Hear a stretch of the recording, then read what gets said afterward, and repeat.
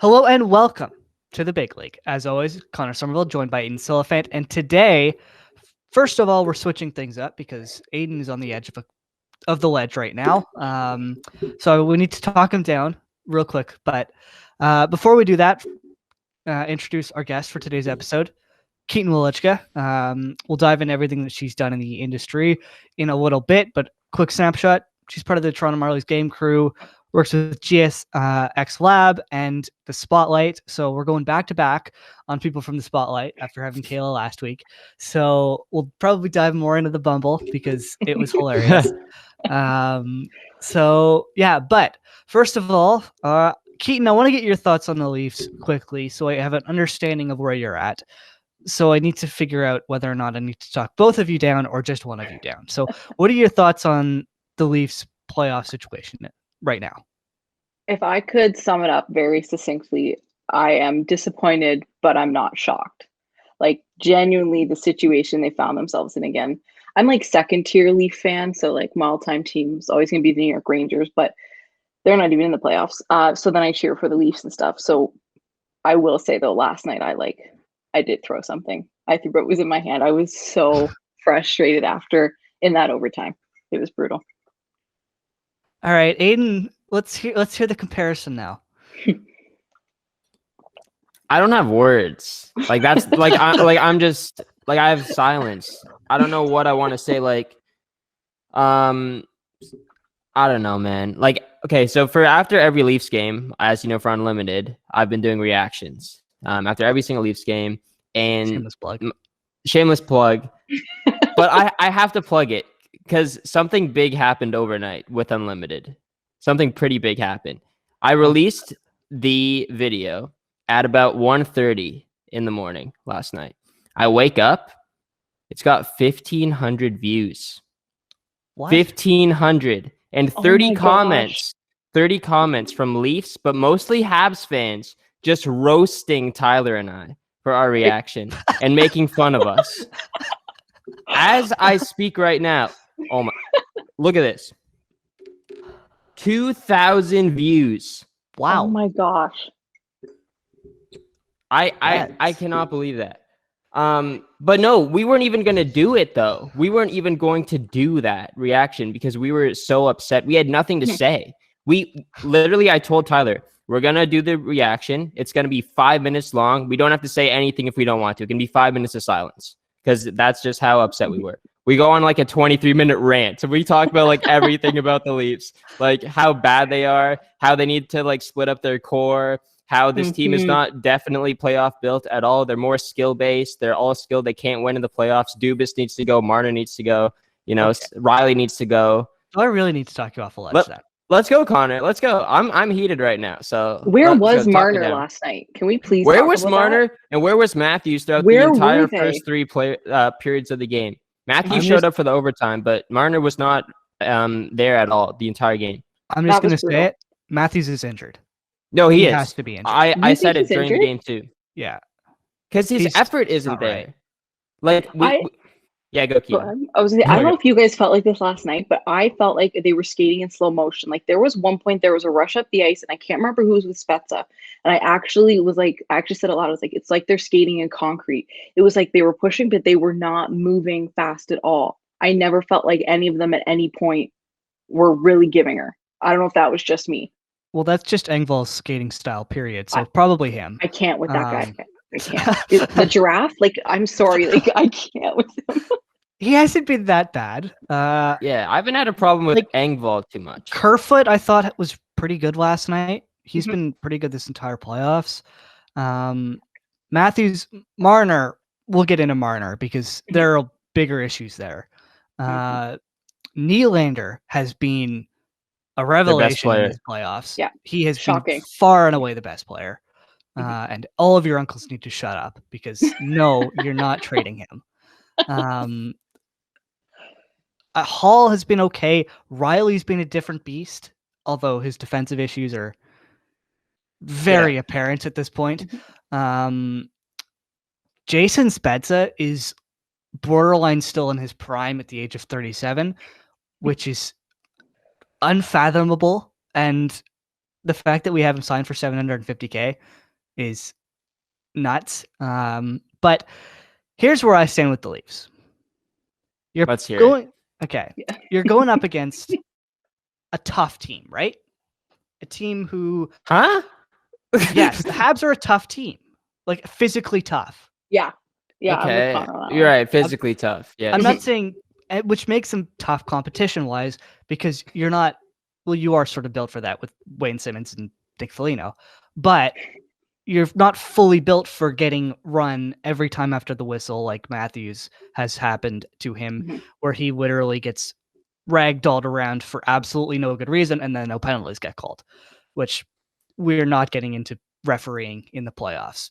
That will take us off of a tangent for the next. We could get into it about last night. The reffing Yeah. was terrible last night, just in general. And we'll get into the Galchenyuk thing, which I assume both of you saw. Aiden, the fact that you're giving a blank stare, I assume you didn't. Or maybe Which this is just, Galchenyuk thing? he got drilled in the head by Petrie in Yeah. overtime. Oh, I don't know if I saw that Which, actually. Yeah, I didn't think he player was going to get safety up. isn't. Yeah, if player Oh, safety oh, isn't I taking saw a him look down at on the that, ice. I did see him down on the ice. I didn't see the hit though. Petrie hit him as he was like cutting across the ice, lifted the elbow too. Like, it was a really bad hit, Wow. and player safety will do absolutely nothing because George Parros is useless. But back on the Leafs and back on their entire situation, you lose Muzzin last night, right?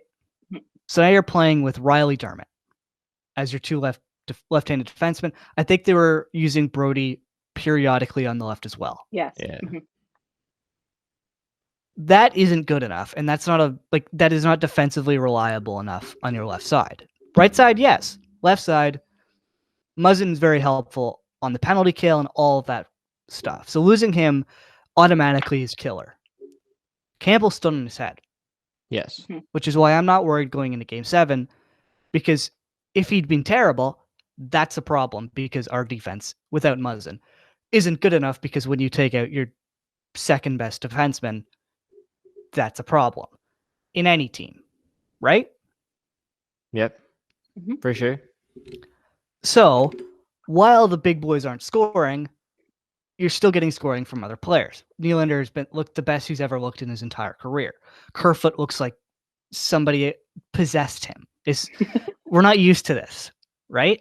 We're not used to the depth guys performing pretty well. We'll ignore Jumbo because woof, he is very not any good anymore. But you're still getting scoring from depth. And when it comes down to a Game 7, when it comes down to needing to find a goal, this team is designed to find that goal. All of Montreal goals, they either come off deflections or they've come off of like scrambles in front. Leafs goals have been relatively well worked. Right? Yes, but you have to remember, in a Game 7, the Montreal Canadiens have Carey Price, Mhm. who can basically just steal them the game. Mhm. And the Toronto Maple Leafs have Jack Campbell, who is for not my- Carey Price. He is a great No. goalie, I think, and he has played extremely well in this series, and we would be probably we lost yesterday and he played well, but we could have lost in 6 if it wasn't for Jack Campbell, for sure. Right? I think the Carey Price we saw in overtime yesterday, like, he looked so solid. Like, he never flinched. Like, he was like locked in. And I think the Carey Price in overtime last night is going to be the one that's there the entire Game 7. And that concerns me, because I hope that it wasn't like a lucky game for Jack Campbell. Not that I think it was. I hope he can keep up that same level of caliber he had last night. Like, even if you look at the first 5 minutes of that game, I think Montreal put 10 shots on goal. Yeah. And he like stood on his head. If he can match that, then I'm not concerned, because I think Carey Price is going to bring like top tier Carey Price tomorrow. I agree with that. and you just brought up overtime. Here's the Mhm. other reason I'm not worried. The Leafs murdered Montreal in overtime, and it was one Travis Dermott mistake and a really unlucky deflection that cost them. That's why it's so heartbreaking, because they That's- yeah. dominated. If the Leafs keep up that form, which I think they will, because they have a lot of guys in that locker room where this is probably their last chance at the Stanley Cup, and they're not going to start the games like they did in Game 5 and 6. That's not a guarantee, though, Connor. This has been the continuous trend with the Leafs. They never get off to good starts, right? Mm-hmm. Like, what makes you think they can actually do that in Game 7, where they haven't won a clinching game in a long time, right? 2004. They've lost their 7 last clinching possibility to clinch games. Yes. Who's the last team they did it against? Was it Ottawa? Yes. Yeah. Canadian team. It's Ottawa. Canadian team. Yeah, but that's like 2004 though. Yes, but it's a Canadian team. If you exercise your demons against a Canadian team, just imagine here. That would be a great storyline. Dude, the storyline doesn't matter. This team sucks, okay? Like, we can talk about all the storylines, like they don't suck. Do you seriously suck? Okay, let me ask you a serious question. Mm-hmm. If the Leafs somehow win Game 7, which I'm not completely like saying they're going to lose Game 7 for sure. I think they have a legit shot. On paper, if you look at the Leafs and you look at the Canadiens, the Leafs should win Game 7. But because it's the Leafs, there's always the chance that they don't. But do you guys think that even if they win Game 7, they make it out of the second round? Yes. Because I think Winnipeg are worse than Montreal. What? Yes. You think Winnipeg's worse than Montreal? Absolutely I don't think they have the not. forward depth that Montreal have. I don't think you run up against the 4 lines. I don't think Montreal has any. I think Winnipeg. What? No, you have Corey Perry on their 4th line. That's forward depth. Is it? Dude, look at the Winnipeg Jets forward core. The top of it: Scheifele, Wheeler, Ehlers. Okay, look at their back, but look at the back end too. It's awful. The Jets decor is bad. You're right. I give the Habs decor better advantage, but Hellebuck is like right there with Carey Price as well. And Jack Campbell is not going to play the same way against the Winnipeg Jets offensive core than he does against the Montreal forwards, because Montreal doesn't have that. Montreal has no one. No, but Montreal has one line. That's it. Why isn't Jack Campbell going to play the same way he played against Montreal? He's a good goalie. He's shown You're right, but it's going to be a lot harder. 2 games this season? That's true, but like, come on. Dude, look at Winnipeg. They just swept Connor McDavid. Like, they're not going to be easier. I think the Leafs will beat Winnipeg. I think if the Leafs beat the Habs, they'll beat Winnipeg. You are so confident, I do not man. think you are so confident. Because this is the best Leafs team we have seen. Yes. Are we watching the same games? Yes, this is the best Leafs team we have seen since before the lockout, which all of us don't even remember. Dude, the thing is, I agree with that, but it's not saying much. Like, that's not saying anything. That is saying something. Like, no, like, we're not substantially better. We're in the same spot. Every single year from the lockout, we've forced a Game 7 or a Game 5. Like, if we win tomorrow, it might be a bit different. But we're in that same spot right now, you know? Which means we have experience, albeit not good experience, but we have experience. Okay, here's what I'm saying.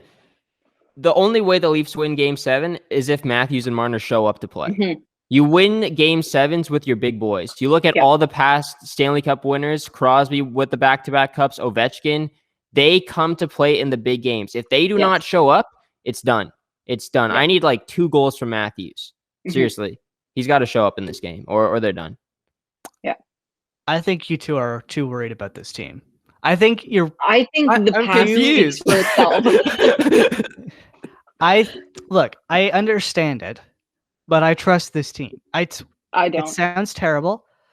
They massively outplayed the Habs in overtime last night. In overtime. But what about the first 3 overtime? Like, just for that concentrated, like, even if you include the last, like, let's say the last 10 minutes of the third, and then the first, like, 15. So, like, for 25 minutes of that game, they outplayed them. That's not enough. That's not even half of regulation time.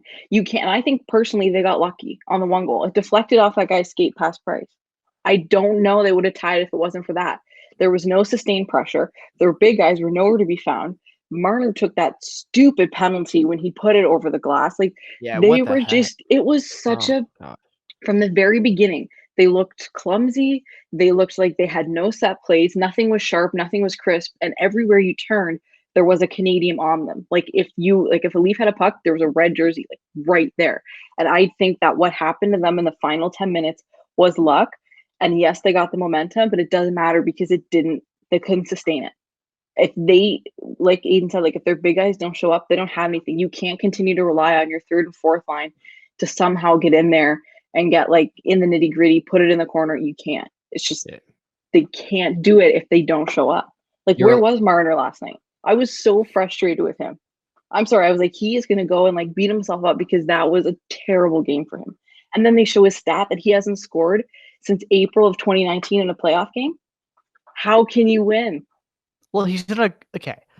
What I'll say to that is he's not a goal scorer. He's a playmaker. He relies on Matthews way too much. But I feel like anybody who plays with Austin Matthews would rely on Austin Matthews way too much. But he hasn't been good enough. I agree. He's been abysmal. It's been embarrassing how terrible he's been. Although defensively they've been okay. And that's one of my takeaways. They haven't allowed Montreal to get anything against them. I will give defense the credit. I think they've been a huge, huge part of the series. And I think if they move through, they're going to be a huge part of the next series. And that's great. But if you don't have offense somewhere in there to back that up, because in my opinion, I don't think Toronto's defense, they're not really for the offensive opportunities. That's why you have your big guys. But I don't know if you guys saw after the game, they threw up that statistic on Sportsnet about Nylander, Marner, and Matthews in Game 7 or elimination games. Did you see their stats? Probably. Marner has no goals. Nylander is 1. Matthews is 1. They all were minus on the plus minus. I was like, if these are the three you're backing your hopes on, and you're going to say, we got to put our faith in these guys, it's not a good look. They just don't show up when it matters. Exactly. In fairness, though, those Game 7s were against the Boston Bruins, and that's a different animal than that team makes my blood boil. That team can't stand Boston. You doubly can't stand Boston. I doubly can't stand Boston. But dude, like this is the Montreal Canadiens though, and like the matchup that Marner and Matthews are playing against is Philip Deneau, not Patrice Bergeron.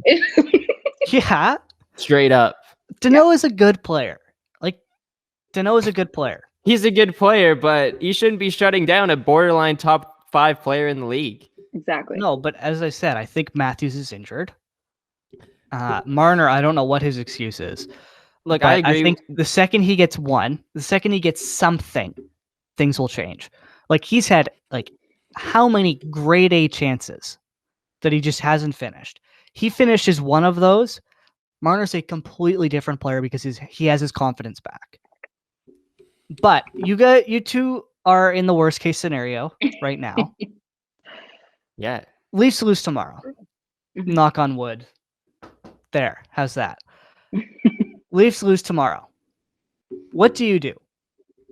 Because they're not firing Kyle Dubas. Kyle Dubas has given this team every opportunity to succeed in the playoffs. This team is unbelievable. What do you do to the roster? Because in my opinion... Did you just say this team is unbelievable? This team, yes, he's built an unbelievable team that should do well in the playoffs. No, he has built an unbelievable team that can do well in the regular season. I was just going to say they're a regular season team. They are not a playoff team. I've always found this with the Leafs. Why did he bring in Wayne Simmons, Nick Foligno? Wayne Simmons, like where was he last night? I was actually like, where is this guy? It's just they're not built to be sustainably tough. Like I think the Leafs are a very skilled team, but I don't think they're an all-around team. So I don't think they have enough of people like Simmons or Foligno. They're not built to last a stretch like this against one consecutive team. He did not build a team for an entire postseason. He just built a regular season team, which is great. But then you find yourself in this predicament every single year. You're out in the first round because you don't know how to adapt to another caliber of hockey. Postseason hockey is not regular season hockey, and the Leafs have never been able to adjust their game accordingly or find players who can fit that piece of their game. Listen, I like what Dubas has done with this team, given the circumstances of the salary cap, right? Like he's found a player like Simmons, like you said, Connor. Yes. Bogosian, he's brought in a guy like Joe Thornton to add that experience, to make their depth more of a playoff type team. But you don't win games with guys on your fourth line. Like Simmons is on the fourth line, Thornton on the fourth line, Bogosian on the bottom pair. You need your core guys to be those playoff type performers. I think Matthews can still be that guy. He has the potential that's through the roof. He just has to produce. Mitch Marner, I think it's almost confirmed. He's not a playoff guy. I don't know if he will ever be a playoff guy. I know he's still very young. He needs to put some meat on. Yes. I think it's too late for that. I don't think he can put some meat on. He's like 3 years older than us. Like, okay. To be honest, let's chill here with this. He's not fully like he hasn't hit his prime yet. He still isn't like he's not there. I don't know. Are we just waiting for facial hair at this point?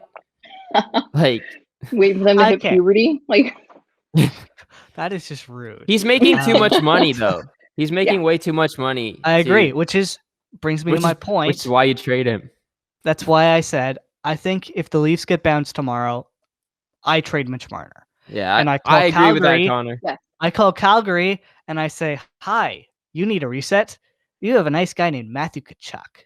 What would your interest be in doing a Matthew Tkachuk for Mitch Marner trade?" I would do that. And I think Calgary thinks very long and hard about that, and you force them to give extra because Marner is a better player than Tkachuk. I would do that. Do you think Marner fits into Calgary, though? I don't see him fitting there unless they're moving in a different direction, unless they're taking it somewhere else or rebuilding. I don't know if it's the fact that he doesn't fit. I think it's the fact that he's obviously created a divide in the locker room with his, for lack of a better term, antics. Right. And I think Calgary would be potentially open to changing things up because realistically, Monahan and Gaudreau aren't that old. They're what, 27, 28? They've still got a few good years left in them. So they lose tomorrow night. I'm Kyle Dubas. I call Calgary and say, we've made a blockbuster before. Why don't we do it again? And see what you can do. Because maybe you, and you two are going to get very mad at me for saying this, maybe you bring in Lucic to try to even up the salaries. You get a couple extra assets back from them, like a couple first-round picks. I don't know about Lucic. Maybe just, for the salary cap reasons. Maybe. But, I mean, I don't want him playing games for us.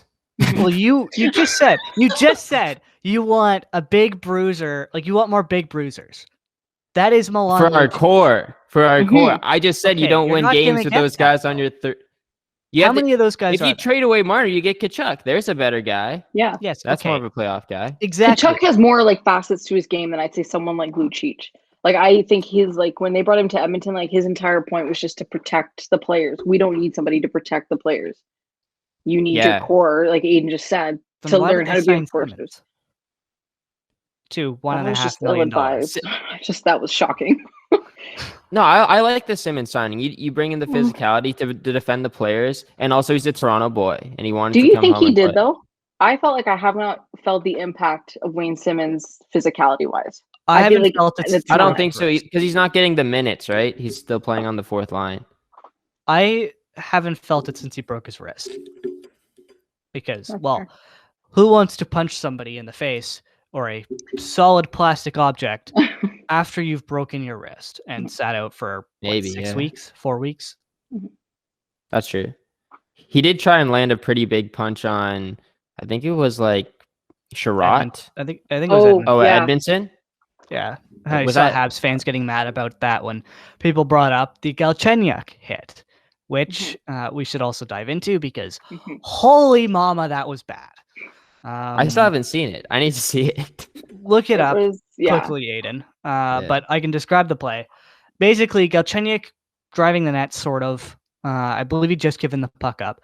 Jeff Petrie comes across the ice, across the middle of the ice, shoulder up, drills Galchenyuk in the head. Maybe he touches his shoulder a tiny bit, but the primary point of contact is the head. That was a headshot, 100%. And then he followed through with the elbow, which is even worse. We have yet to hear anything from player safety. The course we have. broadcast didn't even show the replay because, of course, they wouldn't. Mm-hmm. Where are we going at the plus minus for a $5,000 fine?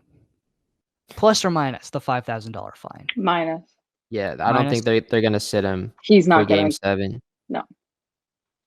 They He's should. gonna Like get like a that's slap on the wrist, but he's not gonna get penalized to like a legit extent. To the extent he should be penalized for that, he won't be.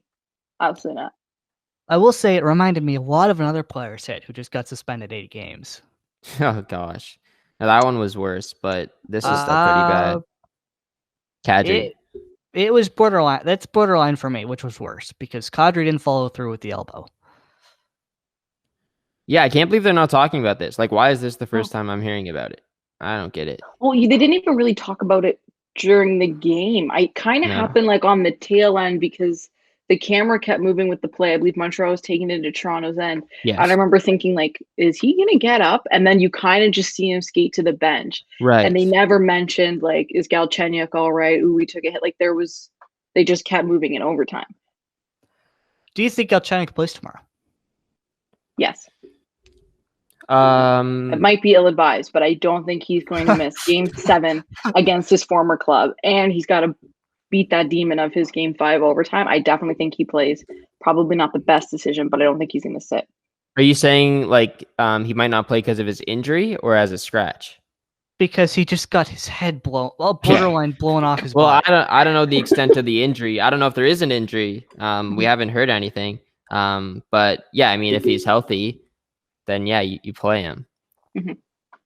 If he can't play, if he does have a concussion, which he probably does, because nobody gets hit that hard in the head and doesn't end up with a concussion. Who draws into the lineup for you? Is it Adam Brooks? Is it Riley Nash? Who? No. It's not Riley Personally, Nash. no. I'm not a big Riley Nash person. No. Who is it? Nick Robertson, for me at least. Robertson. It's not going to be Nick Robertson. For me, it's Nick Robertson. It's not Nick Robertson because if he plays another game, a year of his ELC gets burned. And I don't think it's worth it to get a game of Nick Robertson. Does that count actually for playoffs? Yes. Oh, yes. really? That's why he won't play. Yeah. Oh, I didn't know that. That's why he won't play. Like, Robertson is a non-option because they'll want to push that ELC as far as they can. Mm-hmm. Well, then it's Brooks for me because, yeah, you don't play Riley Nash. Riley Nash hasn't been good in like the 2 games that he's played at all. I like Brooks going in. Yeah, I like Brooks.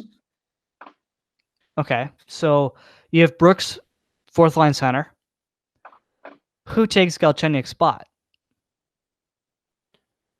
Okay, let's go through the lines. So, first of all, in my opinion, I don't think Marner should be playing on the first line next game. Mm-mm. I think you go with your big boys, as in Matthews, Hyman, and Nylander on the top line. I was just going to say, I loved Hyman's play in Game 6. I'd love to see him moved up. I really... From last season, remember when they did that against Columbus? How terribly that went? They put Nylander, Marner, Matthews together. Or was it Tavares? Might have been Tavares. Oh, yeah, it was Tavares. No, I'm not saying that, though. Hyman, Matthews, and Nylander. I like Bring that. the OG line in like Matthews' first season.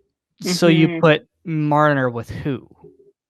I don't care. You put a Marner on like the 3rd line or the 4th line. He just can't do anything. Yeah, you put you put Marner on the 2nd line with Foligno and maybe Kerfoot, you split up Kerfoot and Nylander, who have had unbelievable chemistry. They split them up last game. They put Foligno there. No, wasn't Kerfoot still on that line? No, Kerfoot was on the 3rd line with Mikheyev and Simmons, I think, or Spezza.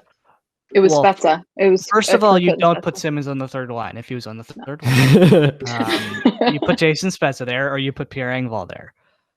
Mm-hmm. So you think you've completely switched things up for Game 7? Look, it's probably not a good idea, but at this point, I feel like nothing in 5 and 6 is working. I know this is gonna sound really stupid, but what do they have to lose? I mean, they've already blown their 2 games. Nothing is clicking. Their top guys aren't producing when they're together.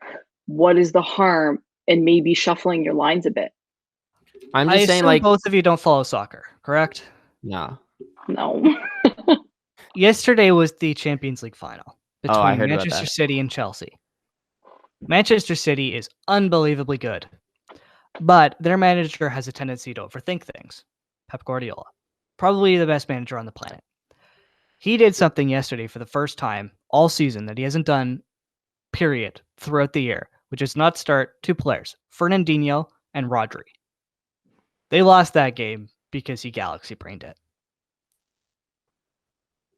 You're not, Keefe isn't going to want to take that risk, especially when Kyle Dubas is a soccer fan and definitely watched yesterday.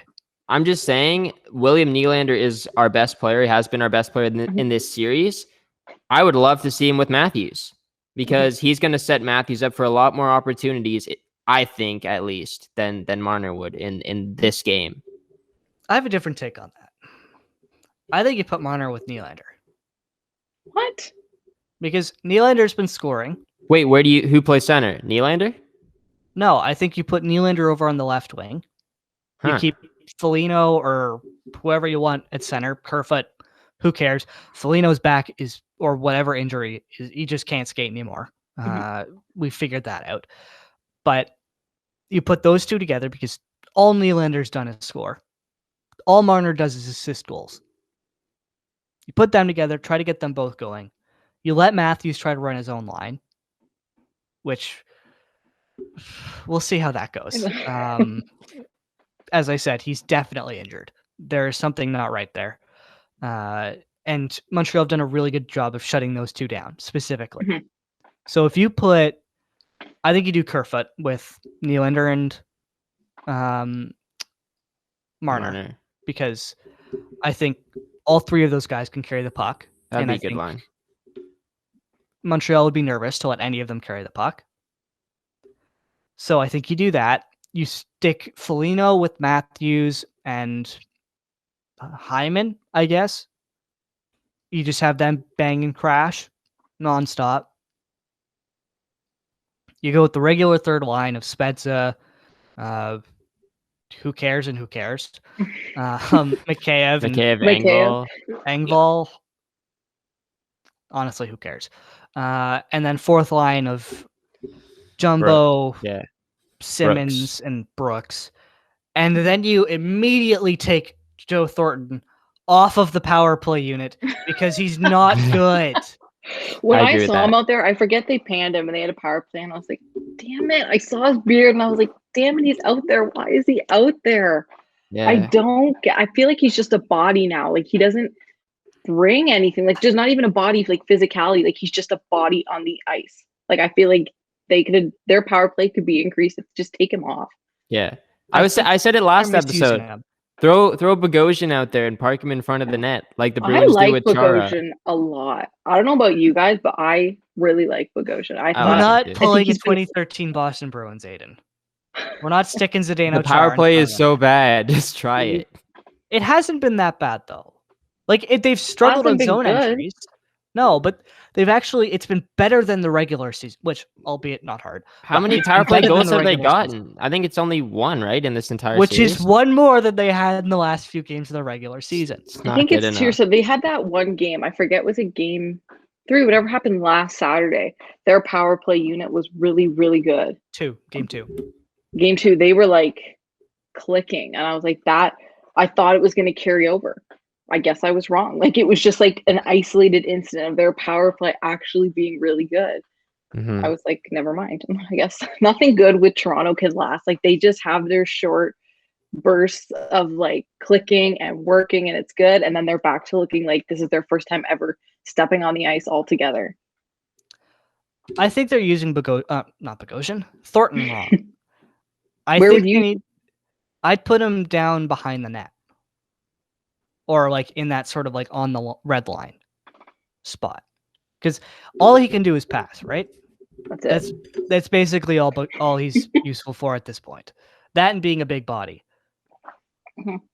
You let him do what he does best and pass the puck, and he can shoot it. We know he can shoot it, so he's still a threat to come off the red line and shoot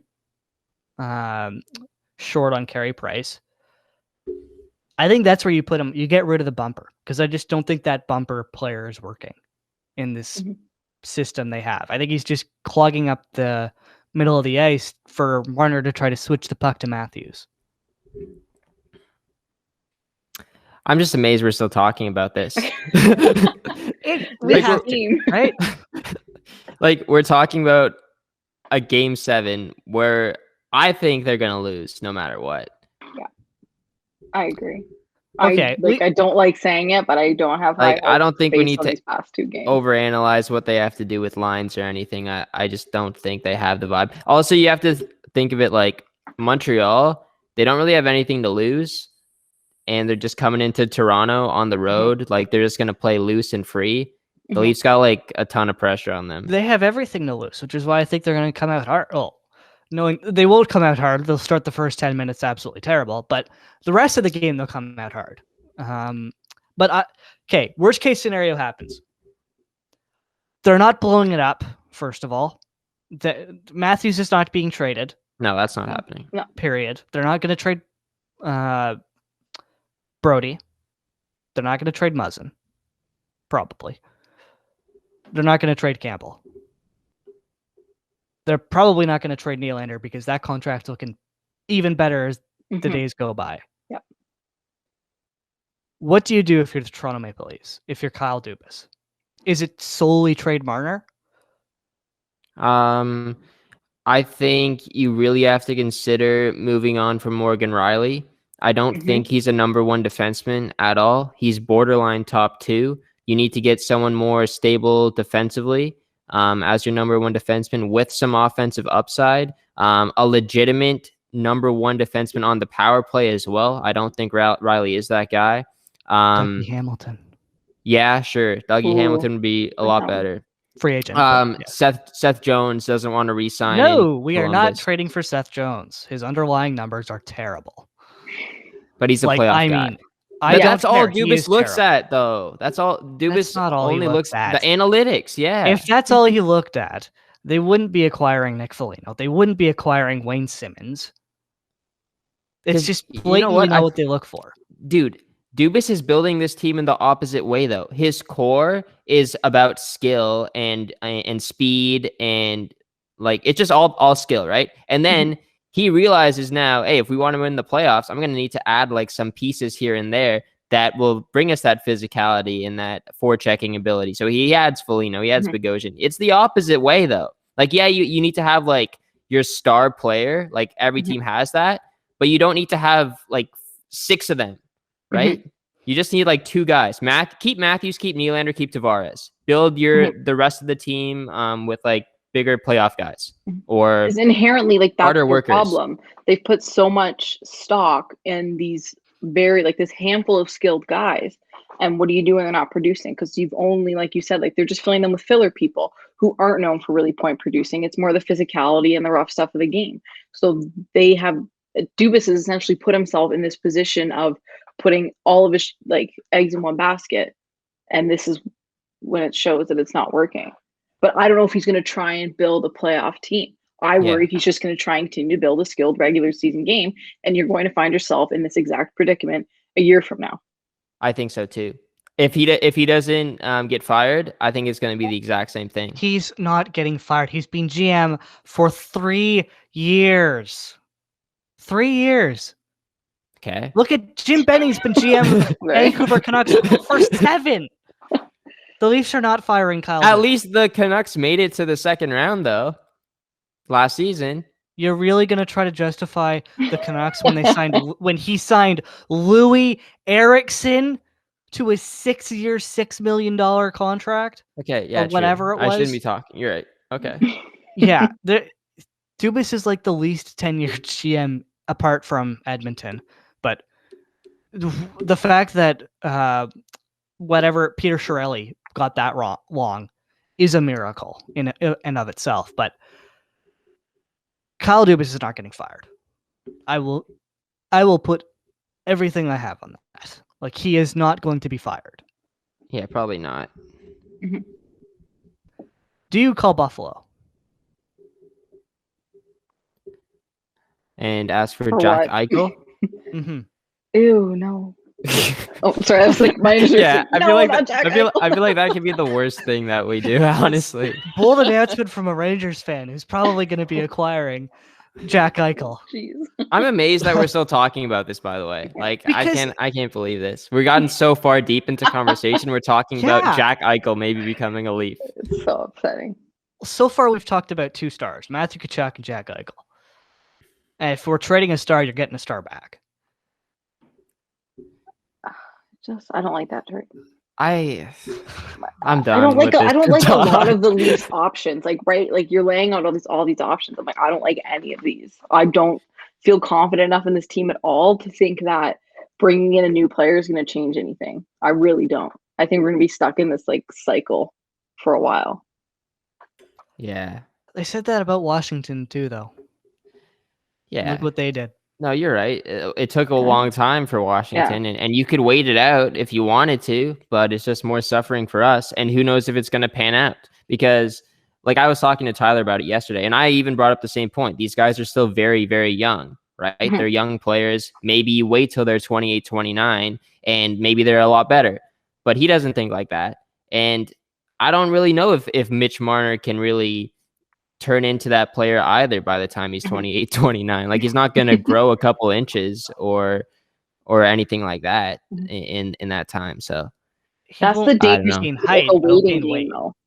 Like you're just continuing to wait, and you're just kind of like, again, you're waiting for something to happen. What if it never happens? And you've wasted time. You've wasted your salary. You've wasted years. Like, you just don't know. Like, I don't have enough faith looking at the skills of these players to think that they're going to mature into something. I think you need to bring other people in to get that out of them. I don't think waiting is going to help. I feel like we've been saying that since they entered the league. Like the Nylander, Marner, Matthews, like, oh, just in a few years they're going to be so good. Like, okay, well, it's been a few years. Where are we? In the exact same position we've always been in. I think you two are jumping the gun a little bit, but Yo, can I read think- some of these comments on the Wait a video? yes, you can. But I do want to say, I think you do need to wait. You need to continue to wait because one things in the NHL that all management lacks is patience. And I think with this core and with how young this team is, you need to have patience. They're only going to get better, your best players. They're only going to develop. You can teach them things still. It's not like they've just become who they are and that's who they're going to be for the rest of their career. You can, you can't put them on roids officially, but you could give Marner supplements and a couple more protein shakes there. Got to get a bit bigger. Exactly. A bit more protein shakes. You can teach Matthews how to work in the corners a bit more. Be a bit more physical, although I do think he's physical and he's great in the corners. I think he needs to work on that. I think Matthews is a big body. I think he's a big guy. Like, he's bulky and he's got some height to him. And it always makes me laugh when I see him in scrums afterwards when he's just like getting like tossed around. I think it would benefit the Leafs. Like we're talking about these skilled players, I think he needs to add another facet to his game, physicality. Like, get in there a little bit. Because I think that would just enhance them. And I think it would help them in a situation like this. I agree with a couple things like he didn't do for retaliation purposes to avoid penalties. I don't have a problem with that. I think that's smart. I think he should use his body more though. I have seen some improvement in that aspect from Matthews in this playoffs. Like, he's finishing a lot more of his checks, and he's been laying a lot bigger of hits as well. Like we saw that one against Gallagher in like game 1 or game 2. So I do like that aspect, but if you want to play more physical, you shouldn't be taking away anything from your skill side either. You have to be a complete player and kind of find like a mix of doing both things. And I just don't think he's there yet. So what he's developing into. Do you remember what he was first year? You couldn't trust him at all in his own end. Now he's playing in the last couple minutes of a game, trying to hold a lead. Yeah. Right? He's These developing. guys are still developing. Right. So yeah. I think blowing it up is way too premature. I'm not. Well, I what's think blowing you it consider up? Trading Marner because his team, his contract is abhorrent right now. Yeah. But I think you need to hold firm. And we're gonna finish. You're gonna read your comments, then we got to dive into the interview because we've been talking about this for 45 minutes. And even though I said we'd only do like half an hour. So, so Aiden, Sure, let's hear read some Habs fans roast you because this is going to be very enjoyable. Okay. LMAO, Leaf fans are the worst, man. Being a Leaf fan is the definition of insanity. Every year is the Leafs' year. They claim they would sweep the Habs. Leaf fans get way too ahead of themselves every year. That's facts. I don't think he said a single lie in that entire statement. Like, sorry? I think he sums that. He didn't say a single lie in that entire statement. That was a single lie. Yeah, exactly. That's facts. Yeah. Okay. Yeah. Oh, I thought that was like a reply. Okay, I didn't know that was you commenting on it. I thought you saying that's fact was part of it. Oh, the comment. No, that's my comment. Okay. I was like, what? Okay. Okay. Thank you guys. As Habs fan, this is priceless to listen to. Waking up on a glorious Sunday. Habs fan. Oh, sorry. I thought you said Caps. I was like, what? Habs. Okay. Yeah. Peace. And then people replied to that one too. Let's see. Again, could have went either way. All will be fine. No more talking. No pressure at all. Have fun. Win or learn. Move on. Go get it. A full 60. Hard, fast. We got this. That the past means nothing. Dominate Game 7. Eye on the prize. All positive. Go Leafs. Go. That was the first positive one. Let's see. That guy. you are sad, but you are young and never saw a parade in Toronto. I don't think you have either, unless you're counting the Raptors parade. Yeah, I'm not that young either. Is he? But you are young. You could be. This could be a 70-year-old man commenting. It could be. On this. But also, if it's a Habs fan, they won in '94. True. So, if you're 30, you've seen a Habs win. Yeah. Right. And then he says there are teams built for playoffs, and then there are teams built for selling shirts and hats. Figure it out. Do not watch this Game 7. Leafs fans need to prove a point. Do not watch this Game 7. Leafs fans need to prove a point. Watch the viewers go down. A lot of Leafs fans aren't going to watch this game because their hearts can't handle it. Yeah. So we'll see. I do actually, because you're on YouTube. Have you guys been watching the Steve Dangle stuff? His streams. Oh, I watched. I always go back and watch the replay of it. It is so good. I highly recommend watching them. Yeah, they have the game feed next to his camera too, so you get to watch the game. It's really good.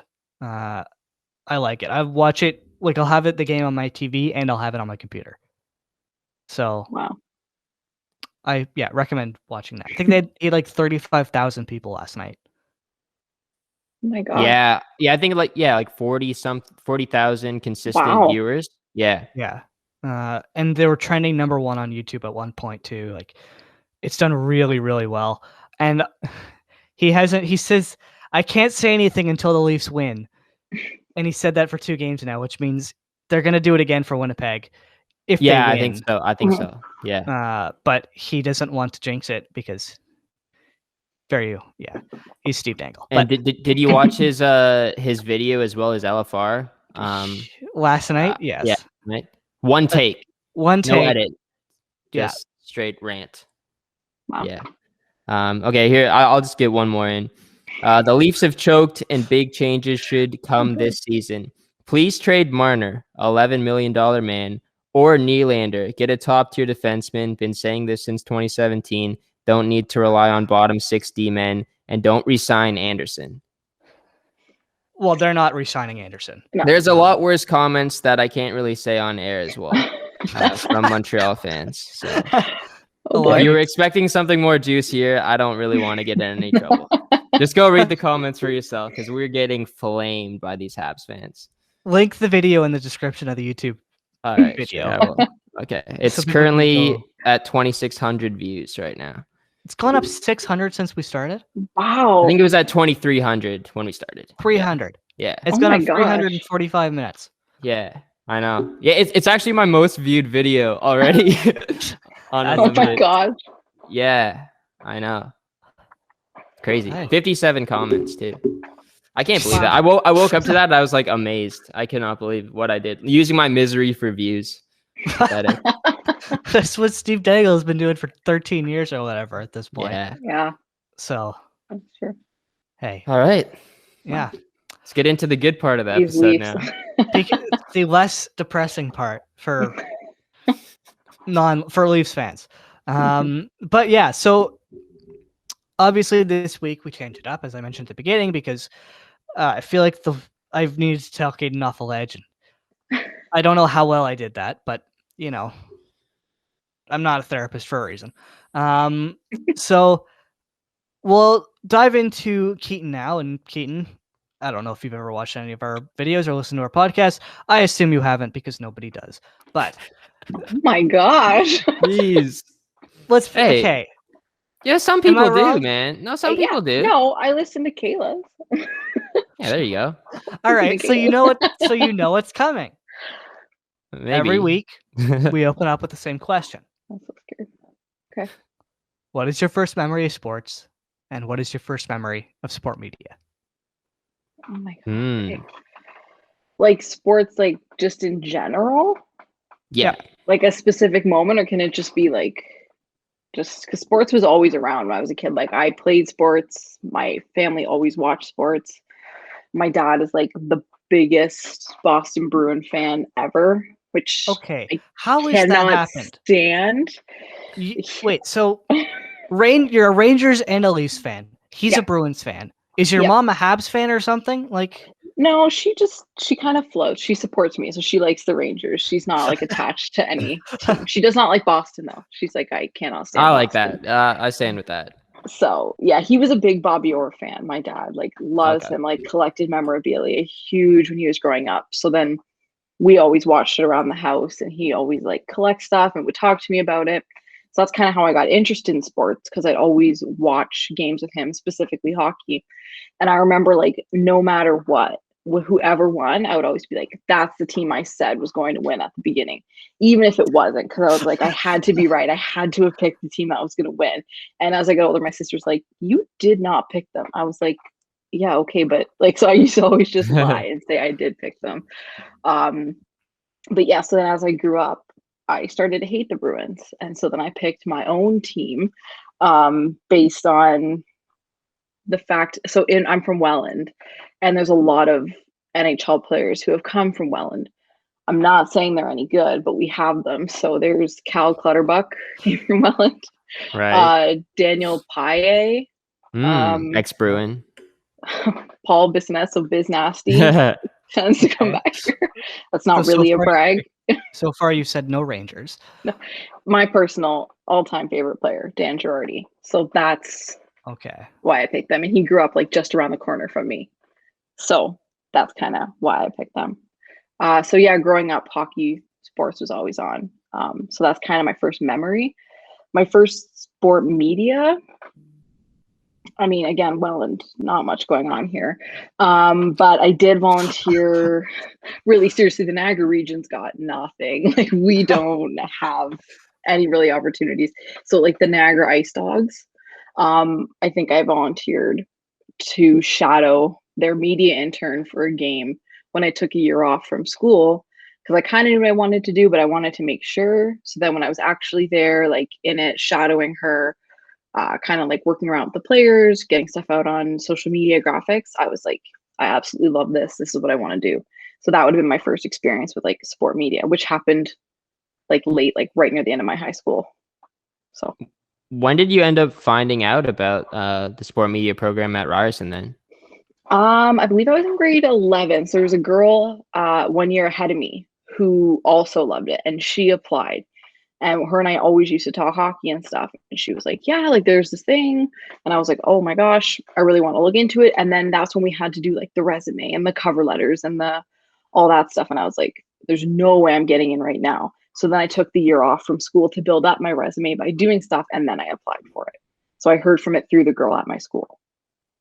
It's a really good idea, I think, building up that portfolio. What do you think is like the most important thing you learned in taking that year off from school? And I guess the experience working with the Ice Dogs helped you a lot to get into Ryerson in the first place. But what's like your biggest takeaway from that experience? Because I guess some people would just kind of panic. They don't want to take a year off from school. They just want to apply maybe to another school. Like we talked to Kayla last week. She did get into sport media. She went to Guelph Humber. But why, I guess, did you even make that decision to kind of just take that year off?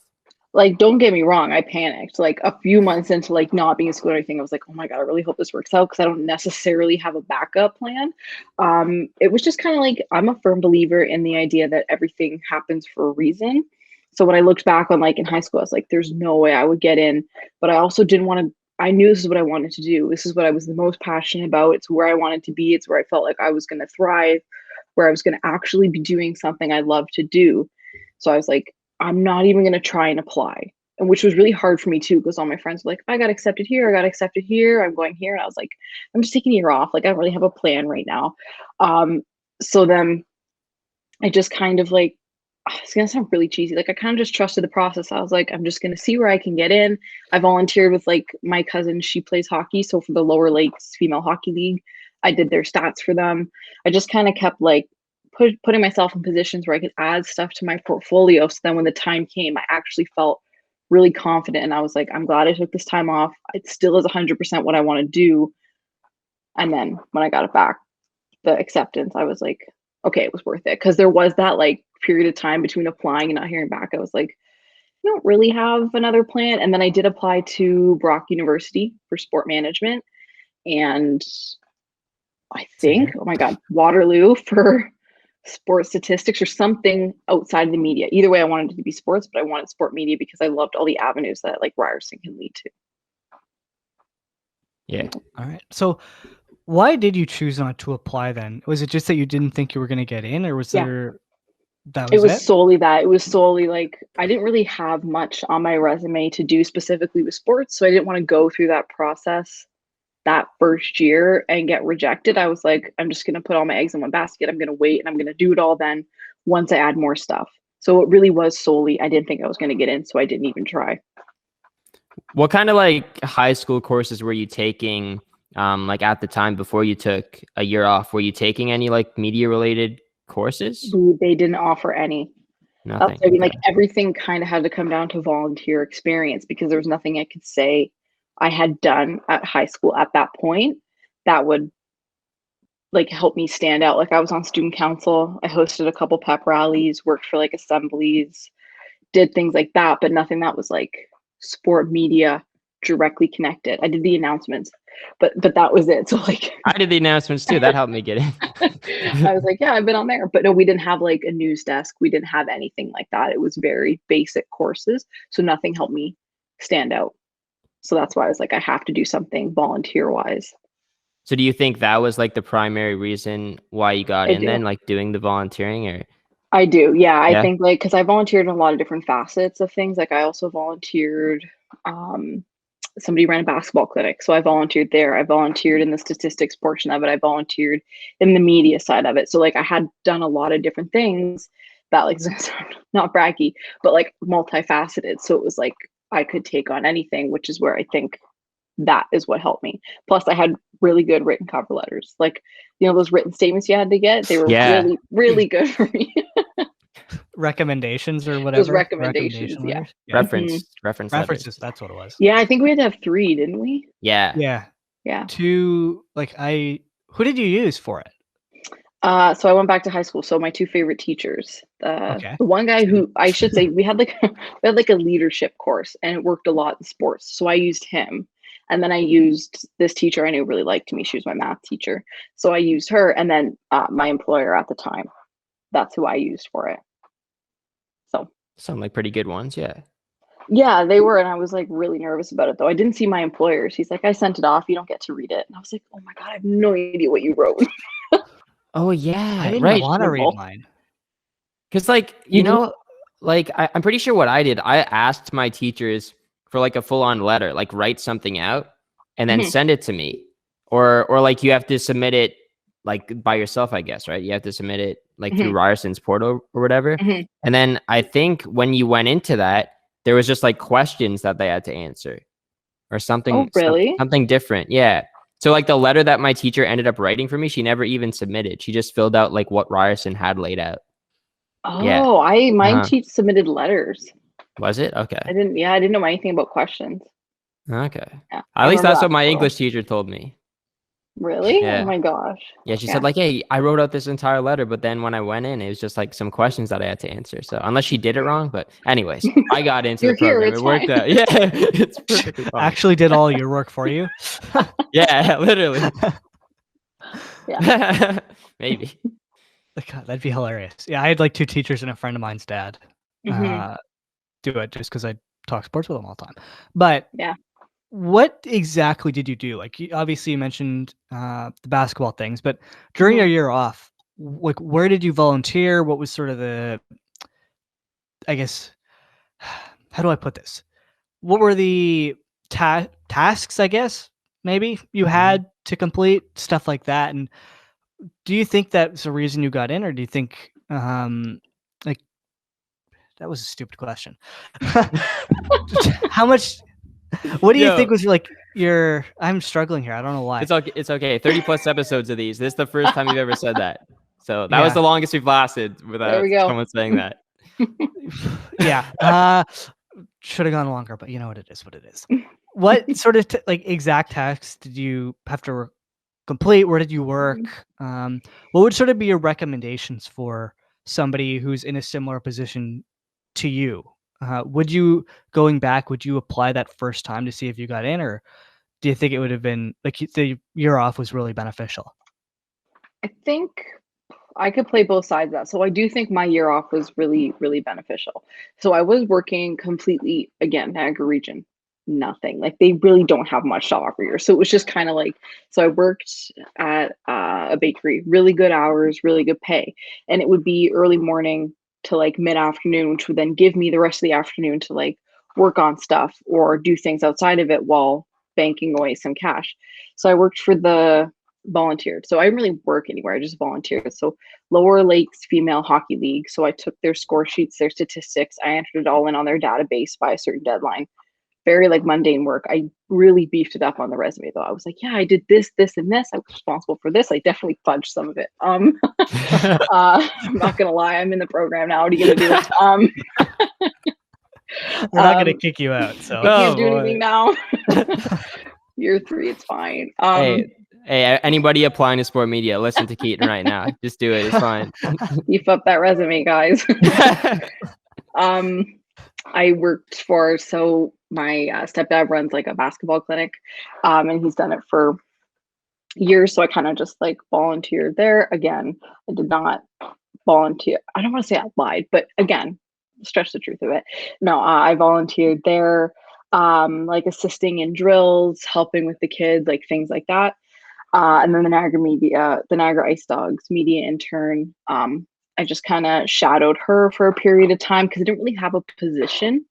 So it was just kind of like helping out where I could when that was. And that was like, again, she followed around, like got stuff for social media, organized groups beforehand, um, put together graphics, like published stuff during the game, organized interviews, like all those things like that, kind of like an assistant.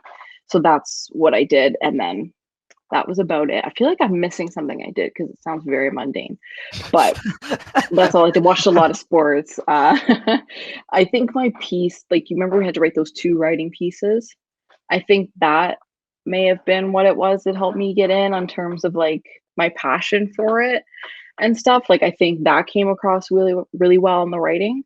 There is a part of me that regrets not applying the first time solely because I would have liked to have known if I could have done it. Like I'd like to know if what I had grade wise and a little bit through school would have helped or if I was smart not to do it. But I don't regret it. So I would recommend for somebody in my position, if you're thinking about it, take the year off because I also think I learned things about myself as to what I like and don't like. So when I came into university, I kind of already had a clear mindset of, okay, I don't love being on air, but I love being behind the scenes. So I think that also benefited me. Yeah, it sounds like you gained so much experience just taking the year off, and you probably had like a big advantage over a lot of us coming into the program who had never worked for a team before or did anything, media related, working for someone else or volunteering somewhere else. Exactly like Connor waving his hand. So Yeah, and like you said before, like everything happens for a reason, right? That's what you're saying. So it's definitely beneficial that you took that year off. I'm curious about the interview now. So you mentioned the writing pieces, but the interview, who interviewed you, and also just did the like whole thing about you taking a year off come into conversation during the interview? Like, did you bring that up, saying like, hey, I was kind of debating applying for this program there, but I decided to take a year off?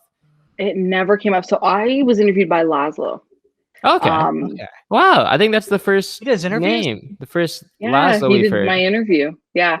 I know. I haven't heard anybody else who said they were interviewed by him. I was like, We haven't either.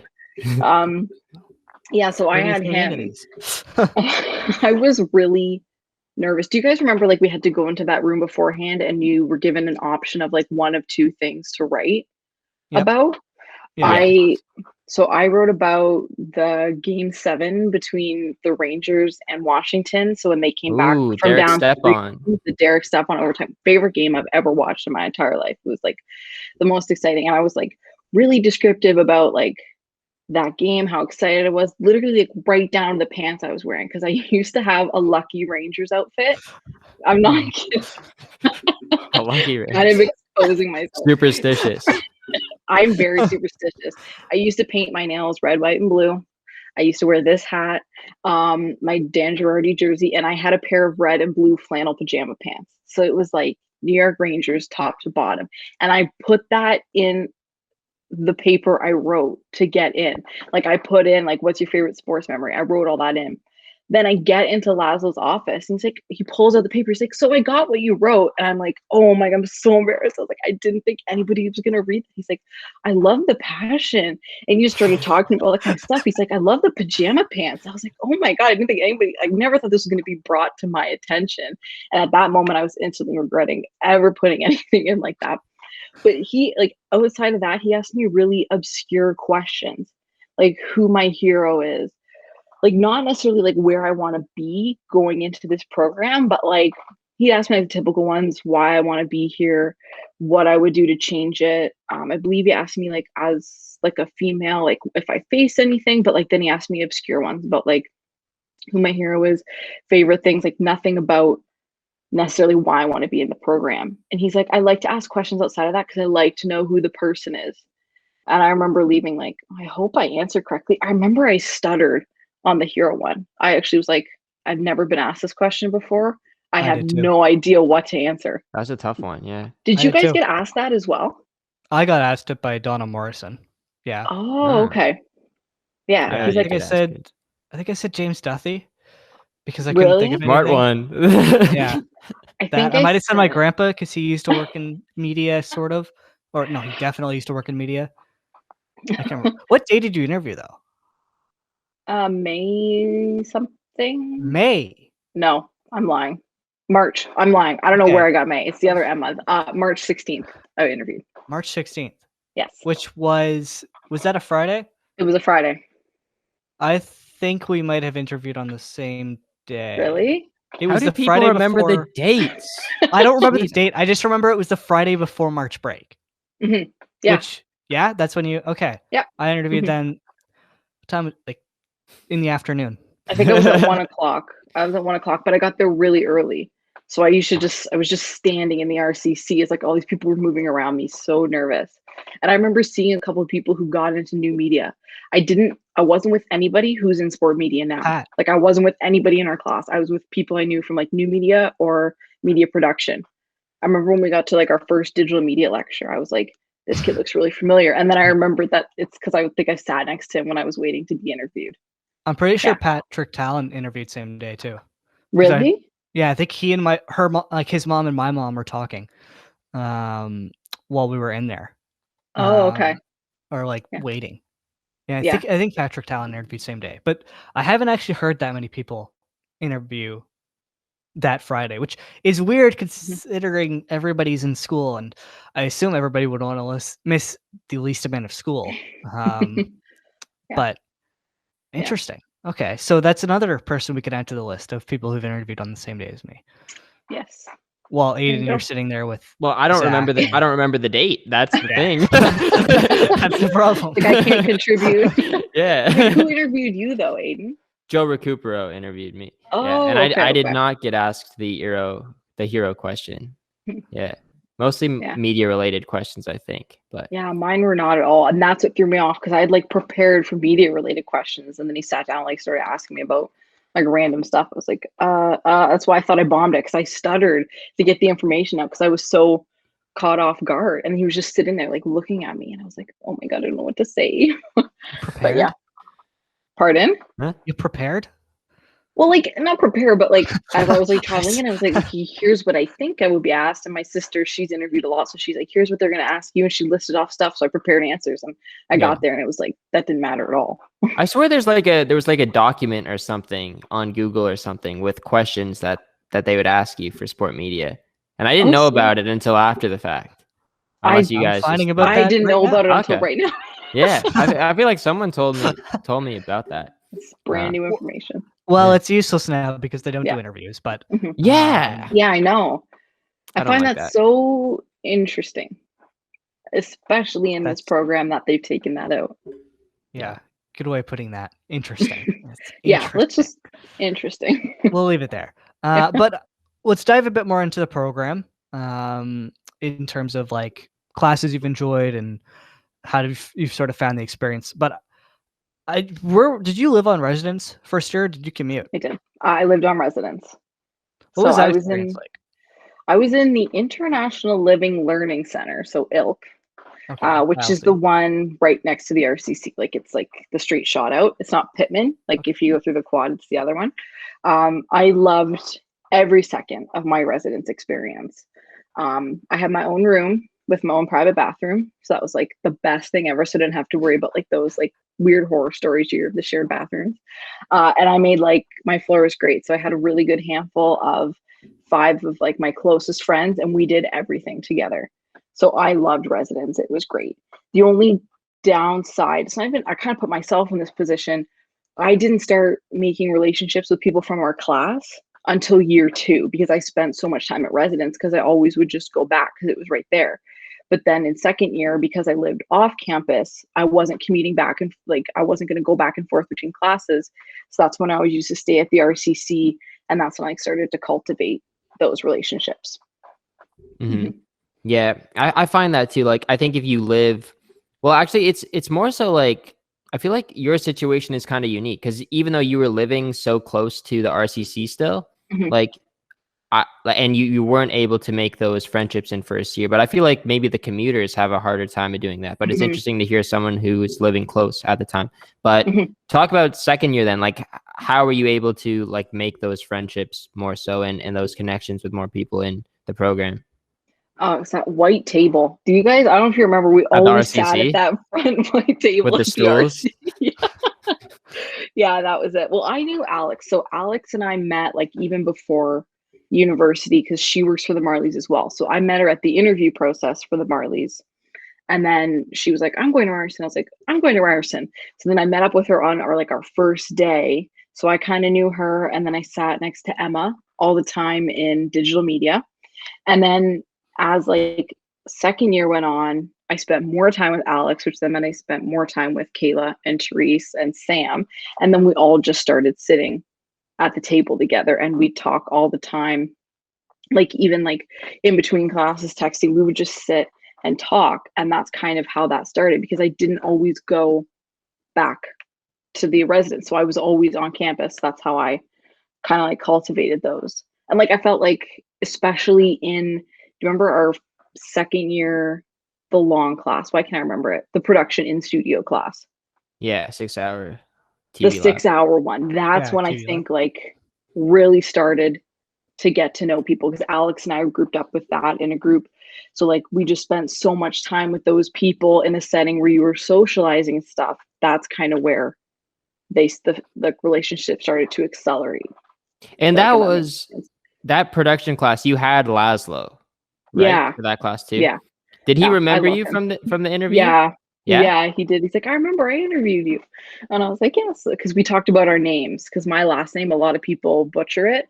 You said it right. It's okay, Connor. Okay. I was like, wait, what? No, you said it right. It's Welychka. And he said a lot of people mess up his last name too because the S and the Z are close together. So that's how him and I bonded. And then on our last day in that class, I remember he talked to me, pulled me aside. He's like, I knew when I interviewed you, he goes, you were going to be great and like go on to do great things or whatever. And he's like, I just can't wait to see what you're going to do. I was like, I Wow. felt so touched that he like remembered me and all that. And then, yeah, so I had him for that class. I loved him. And you produced a show in that class too, because I was in Laszlo's class as well. Was it Mario Kart or something to do with? No, I Mario?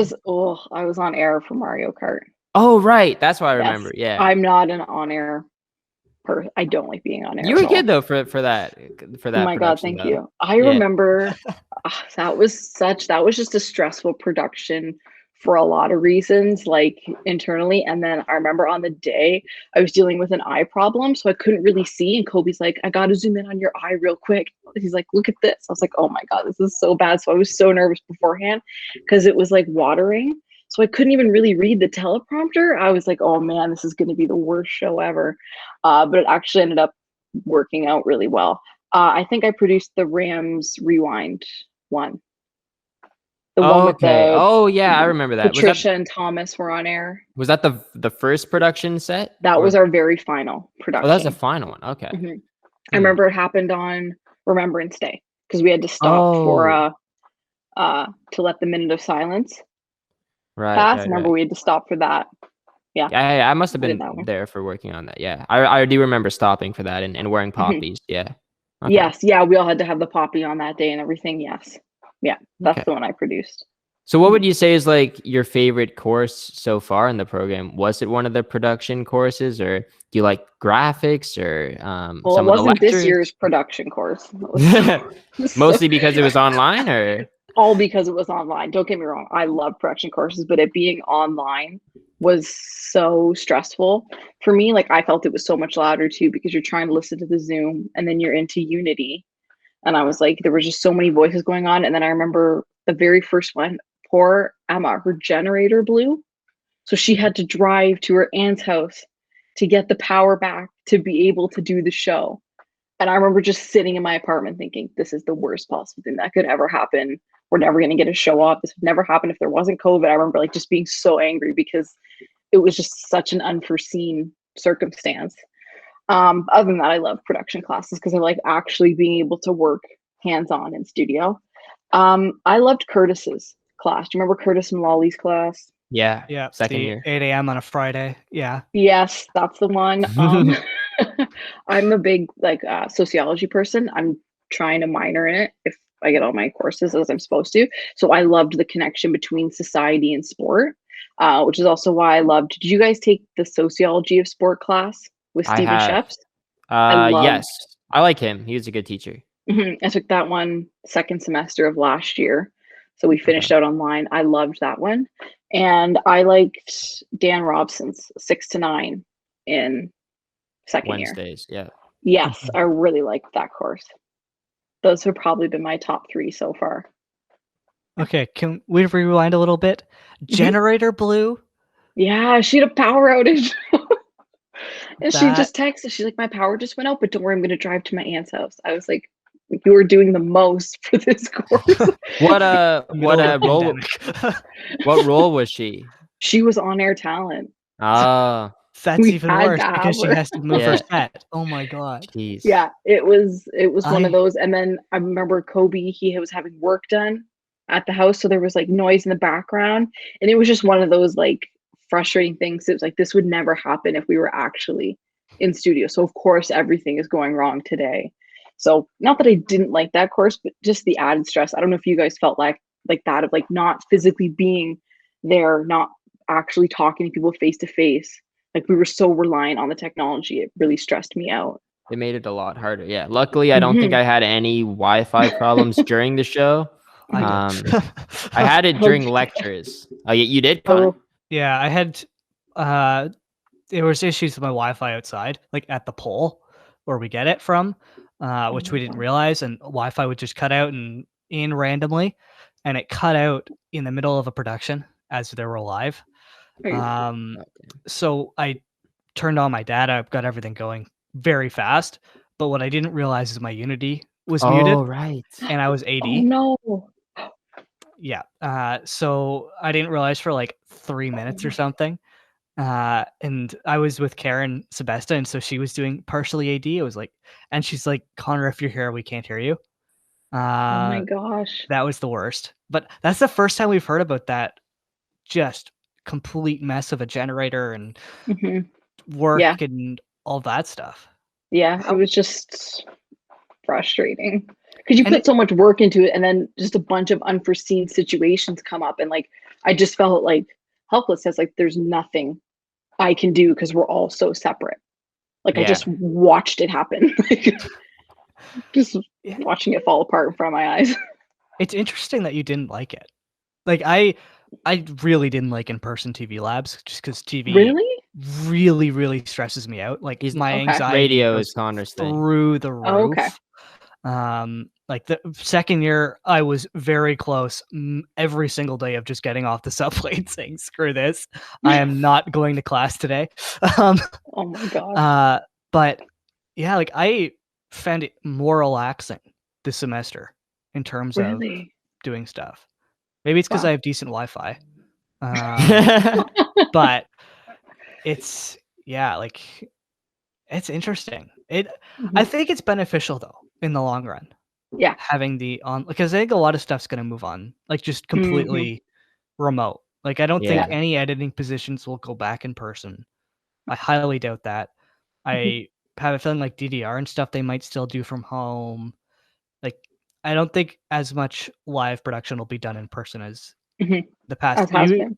You in the same boat as that, both of you?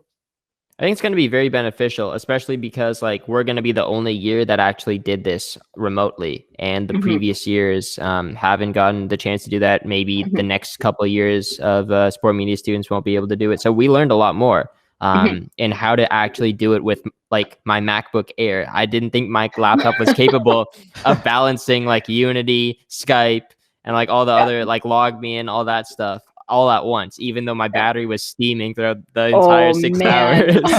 That was brutal. I remember like it was 12:30 and my thing started to sound like it, like the jet taking off the fan. I was like, we are a half an hour into this. It is about to go. Like, that was brutal.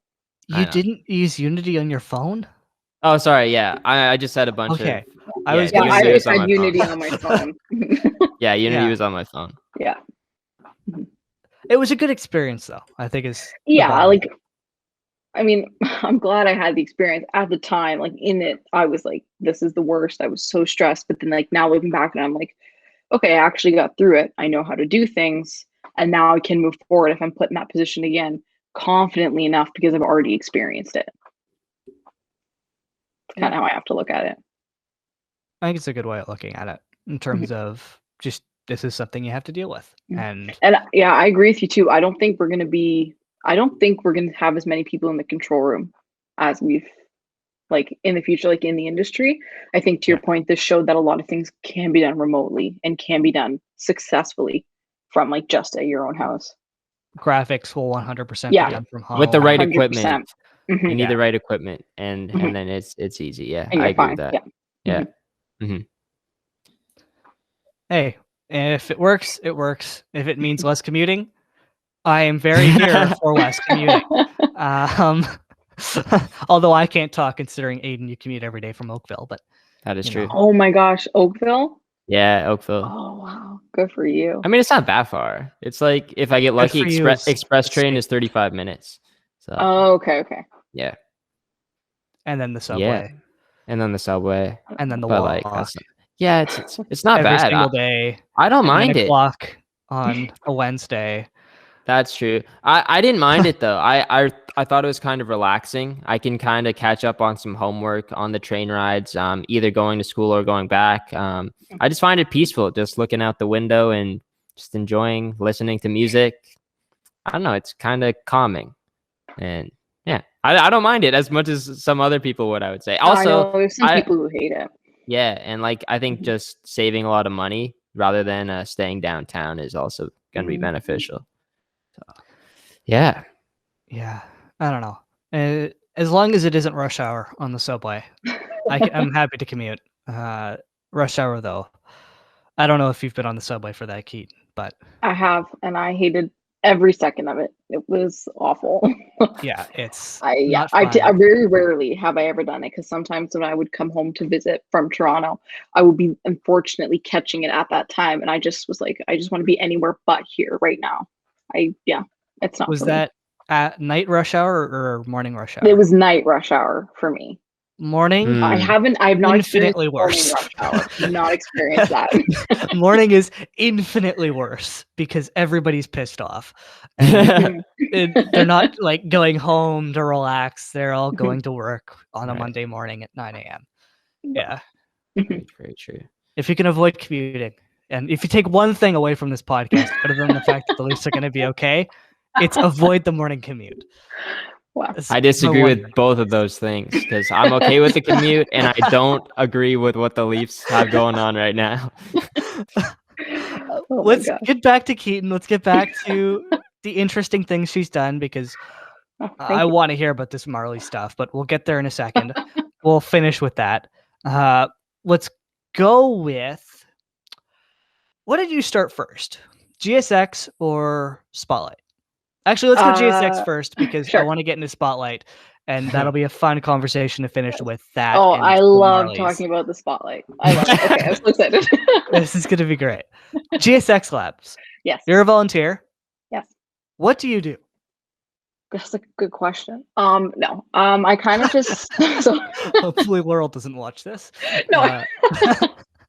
No, so through GXS Lab, so basically this year I worked on the Accountability Revolution panel that we did. So it was my job to coordinate kind of like with Laurel and Nathaniel, who was running it, who we wanted to reach out to, subsequently reaching out to them, and then conducting the interviews from there.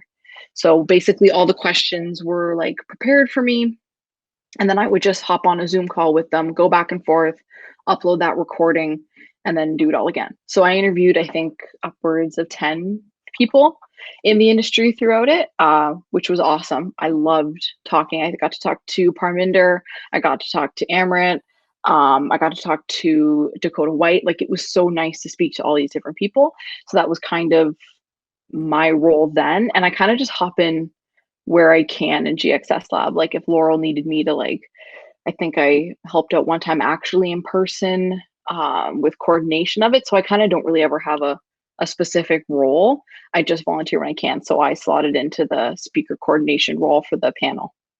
How did that all start? Was that something that Laurel maybe reached out to you, or did you reach out to Laurel? How did you get involved in it? I reached out to Laurel. So I just said to her, hey, I'm looking to help out this year. If there's any events that are coming up, just let me know, and I can help out however I can. Her and I went back and forth a couple times in the email, and then she came to me about, like, we got this panel coming up. I'd like you to volunteer. So then that's kind of how that happened. Okay, that's pretty good. And then I guess just how you're still working with the lab? Yeah, I am. So so I'll help out next year as well. And I feel like this is official, unofficial. I think I can say it, but to find out. Like So I big spoiler coming up. breaking news. No, so do you know Sport Talks? Yeah. Yes. So I interviewed with the girl running it currently, Chelsea, and to my knowledge, I'll be taking over it next year. I was working on the executive producer for it. So I'll be kind of working with the GXS Lab and Laurel in that capacity as well. And that is, I think I can say that. And that is Laurel and Joe Recupera's podcast. Yeah. And so I kind of like take over the social media coordination of it. Again, like reaching out to people, organizing scripts, like things with that in that regards. That's great. I haven't watched it. Is it actually scripted? Yeah. So they kind of come out like yes and no. So like your intros are scripted and what you want to talk about based on the person, and you prepare a couple questions from there. But then, like any other interview, you ask your prepared questions, but then you go based off what they say as well for information. Mm-hmm. So yes and no, scripted. Could you break down a bit like what the GSX Lab does? Like what the name stands for, because I don't know what that is. And be like, what is sort of the point of the GSX Lab, and if somebody was looking to get into the program or get involved with the lab, what would they sort of do to do that? So the GXS lab stands for Global Experiential Sport Lab. And it was kind of like Laurel's baby, if you will. Like this was her idea. And it's kind of like just a place where you can bring forward a lot of topics and a lot of events. So she's done, they had the Out on Air panel there. So like calling attention to the LGBTQ plus community in sports. We had the accountability panel. I know she's got some plans for next year. So it's kind of just like whatever idea that comes forward from like the people who work for it or from Laurel, bringing attention to something. It can be diversity, it can be equity, it can be LGBTQ, like I said. And then you put something together to call attention to it, like the big Sportsnet scholarship. Like that was done through there and through like the GXS lab, kind of the creation of it. So like for anybody looking to get involved in it, I think it's a great resume builder. Like I really like having on my resume because it looks official. It is official. I shouldn't say it looks official, but like to say like I volunteer for this GXS lab, like that didn't sound good. It is official. It's good to have on your resume. Volunteering for them, like working in this capacity, handling a lot of issues like that. I definitely recommend volunteering, and it doesn't take up a lot of your time. Like it's a really good way to get involved without feeling stressed about it. Like for the panel, every week we had a 1 hour meeting on Wednesdays. So you just block out that time. And then of course I had to do other interviews, but like it's all very manageable because you're working with such a good team. And it's also a great way to network because like, for example, I talked to a lot of people from the industry, and a lot of them, when I met them at the actual event that we did online, were like, oh my gosh, hey, I remember you. How are you? And it was just a great way to be like, not if I had to tap into it, but just get your name out there initially. Like I was able to speak to a girl who works in a position that I'm looking at, and she was like, yeah, let's get together sometime and talk about it, and I can help you with that. So like I think it's a great way to kind of get your name out there and meet people you otherwise maybe wouldn't have the opportunity to by just being at Ryerson. So for that online thing, was that the marketing final little meet and greet thing we did? Yes, yeah. So through the Run You the met World people? thing. Well, like yeah, like so when we I- did, like you did the speed round. Yeah, I met 5 students. Oh, Yeah. so I met Elizabeth. I met Jacob. I met I think everybody kind of met students. yeah. I did not. Okay. It was actually interesting. I met everybody I'd interviewed. So I'd already Wow. talked to everybody. You got 5 actual people? Yeah, so I had Oh my god. We did it wrong then. We definitely did it wrong. Because like But we got everybody- would you Every guys sign single up as, like, person I people- talked to. Yeah, go ahead. Every single person I talked to in this program only like got maybe 1 or 2 professionals or just got students. Oh my gosh. You're the Did you first sign up as person like we've part heard. of the industry? Were you like, did you sign up in the wrong group? I was we a must student. have, right? Yeah, no, it was I like signed up as a student. 60 of us. Yeah. Uh-huh. That's so weird. No, not to flex, but I actually met people from the industry at that event. No, but everybody I met, I'd already interviewed. So it was like a continuation of the Ah. interview for the 5 minutes. It was like, oh, hey, haven't seen you in a couple weeks. How are you? And it just kind of like went like that. Oh, hey, I remember you. Like, yeah. So I did meet Interesting. people. Yeah. Okay, so the event wasn't a total mistake. It just we might have. No, I screwed know. up. No, I know Laurel, when I spoke to her after, she said there had been some issues within the Run the World thing that may have led to that because it Mm. all is just like Okay. an algorithm. So Right. it must have screwed it up, or something must have happened where everybody ended up like with students. Probably. How has the Yeah. reception been to the GXS lab from like your knowledge? And also I want to talk a bit more about, I guess, sport talks. And Mhm. since you're taking over, basically, like what goals do you have for the podcast, like heading into next year? You're making your job really hard, and if we have to yeah. cut this out. Man, can you imagine if they're like, you Sorry? can't say anything? No, it's like unofficial. Official. No, I had the interview with her about a month ago, and it's It like went well? yeah, and she basically like said like, you've got the job. Or It's like- hypothetically, if It's confirmed. yeah, Hypothetically, yeah. to answer the first part of your question, the GXS lab, to my knowledge, is actually really well received by people within the media. Everybody I talked to or did interviews with, like in the industry, are like, I'm really glad there's a place like this for people to go. I'm glad you're bringing attention to these issues. Like, I'm glad there's something like this for students to have and do. So like, to my knowledge, everything's worked out really well. And I know Sport Talks has done really well, and because it's connected to the lab, it reflects well there too. So on that end, all good. For the Sport Talks, I know I'm kind of trying to brainstorm some ideas. I'd kind of actually like to bring more students on it as guests, which I don't know how it's going to be received. This is the first year hearing of the groundbreaking plans I have. No. I really like how they talk to like people within the industry who have not struggled, but you face your obstacles. And I know there's a lot. They've talked about diversity, equity, issues with race, issues with being, you know, a woman in the industry. Like when I kind of got this idea doing the interviews, because people I talked to who'd been in the industry for a very long time kind of had a more cynical approach to what's up and coming, kind of like not expecting it to change. This is always how it's going to be. But then when I talked to people who were younger, like I talked to a girl who graduated maybe 2 years ago, she was really excited about what's coming up. Like, yes, it's going to change. Yes, we have to have people like this. Like, it's going to get better. So I'd kind of like to speak to either younger people within the industry who are just starting out. I don't know if it's like, is it naive optimism? I don't know. But I'd also like to talk to like people within our cohort, or even people entering university. Like, what is it like coming into this, knowing what people are saying? Like, how do you think you can change it?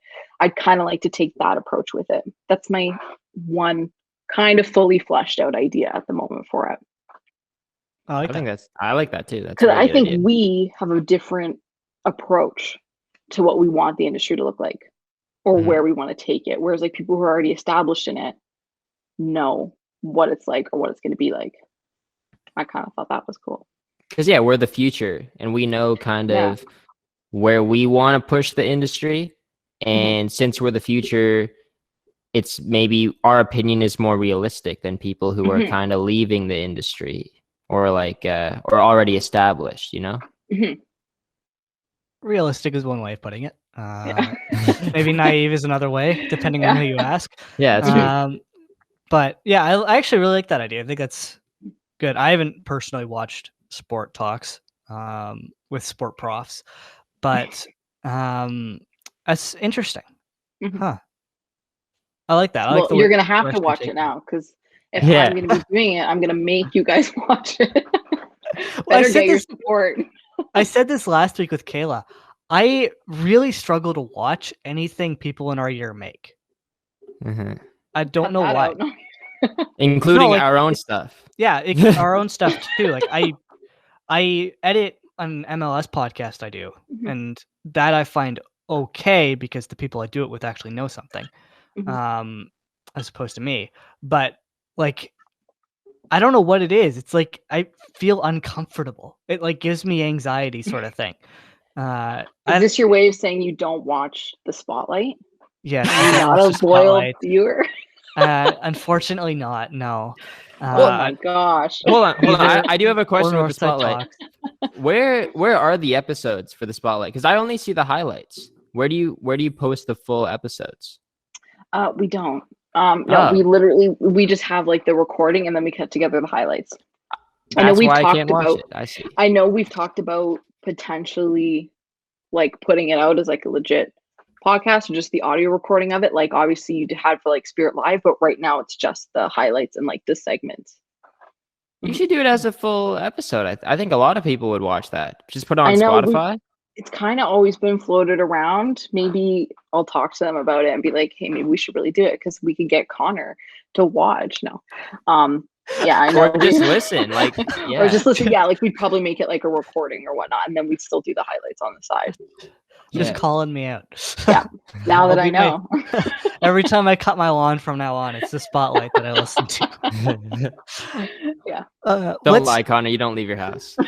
Hey, I cut my lawn every week. You watch your language. Every week? Yeah. Okay. Wow. You don't cut your lawn every week? Not every week. My No? grass doesn't go that fast. All right. Well, I have to cut my lawn every week. So that sneak peek into my life. No. That's the only time I leave my house, other than to play baseball every once in a while. But let's talk Sport Talks now. Or not Sport Talks, the Spotlight now. I'm really struggling. I really should have eaten before this episode. Let's talk the Spotlight. we mentioned it last week with Kayla Rosmus, who, if you want to go and check that episode out, do so.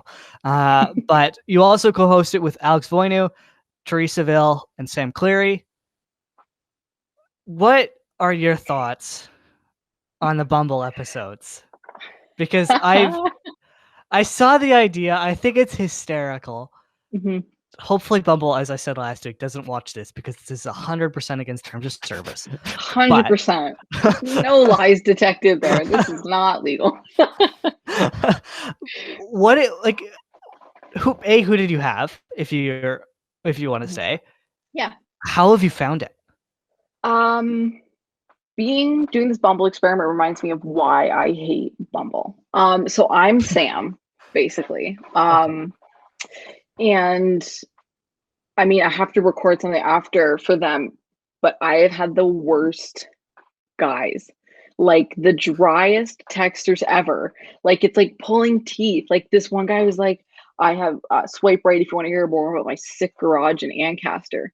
So I swiped right because I was like, I gotta know about this garage. And he was like, yeah, it's got a movie theater and a gym in it. That's it. I was like, this sounds like a lot of other people's garages, but okay. That so sounds like somebody set up a projector and put a few weights in their garage. Yeah. Put a bench press in the corner.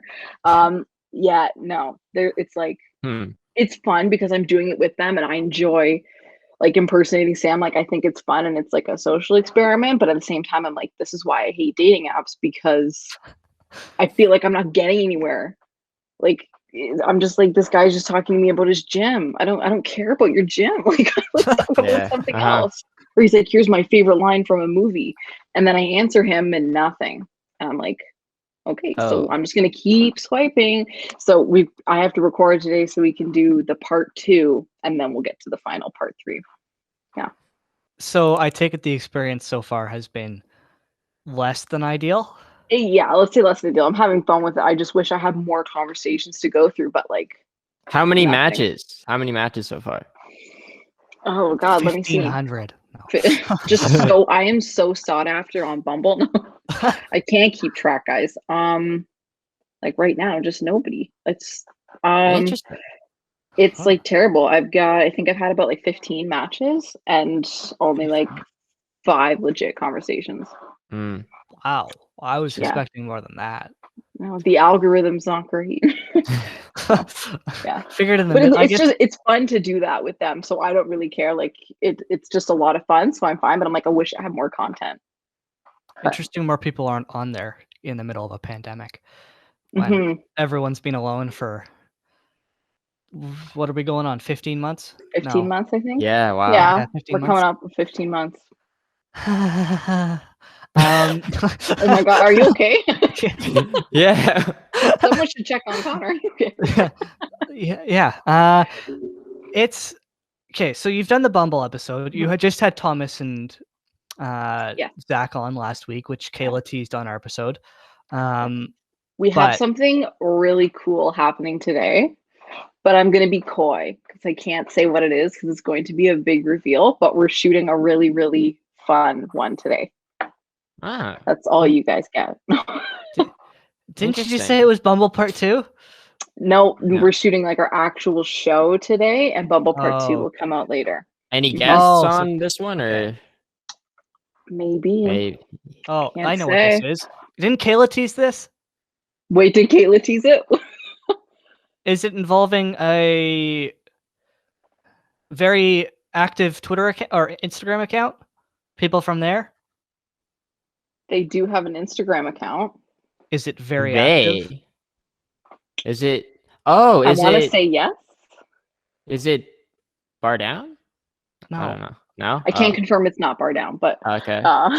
We're not that legit yet. Can you imagine? It starts with their show starts with an N. I can't say. But what did Kayla say? Wait, because I want to know what I can and can't say. Well, she said you're having Northside Talks on. Oh yeah. She said that. Oh, you're right. Yes. Yeah. This was okay. So me being coy was absolutely futile. Yes, for having Northside Talks. Yeah. Right. No, she did tease that. Yeah. Guys, yeah, we're having them on. Okay. How many downloads are we How many listens are we looking at the last episode? Like 15, maybe 25, I think. 25. Okay. Yeah. So yeah, we're having them on today, which will be a lot of fun. Both like That should be Jelani a good and collab. Mhm. Skylar. Yeah. Okay. Yeah, we've got some stuff prepared. This is their for second the appearance, rollout right? plan. Yeah, so they were on previously. Jelani and I had some beef. I did not forget. That's why I'm wearing the hat, because he went after the Rangers, and I thought, He's not a today, Penguins fan. Jelani. What do And you expect? Oh, just I- chirping about the Penguins all day I today. can't stand the Penguins either. I was like, oh no. And then him and I just kept clashing. No, but yeah, so I'm really excited to have them back. It's always so much fun when we have people on, and it makes for some good stuff. So yeah, we're having them on today. That should be a good collab. Yeah. Yeah, I'm excited for it. Are you doing more celebrity lookalikes? We for them? actually are switching it up this time.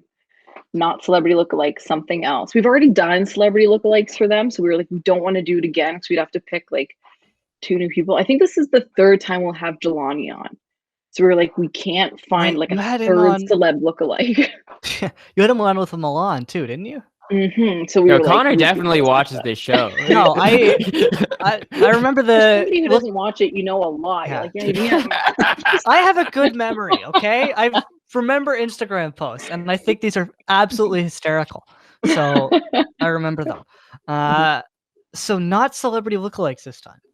Something different. If it's cartoons, I'm gonna laugh very hard because that's immediate. It's the first thing that came to my head. It is not cartoons. Can confirm.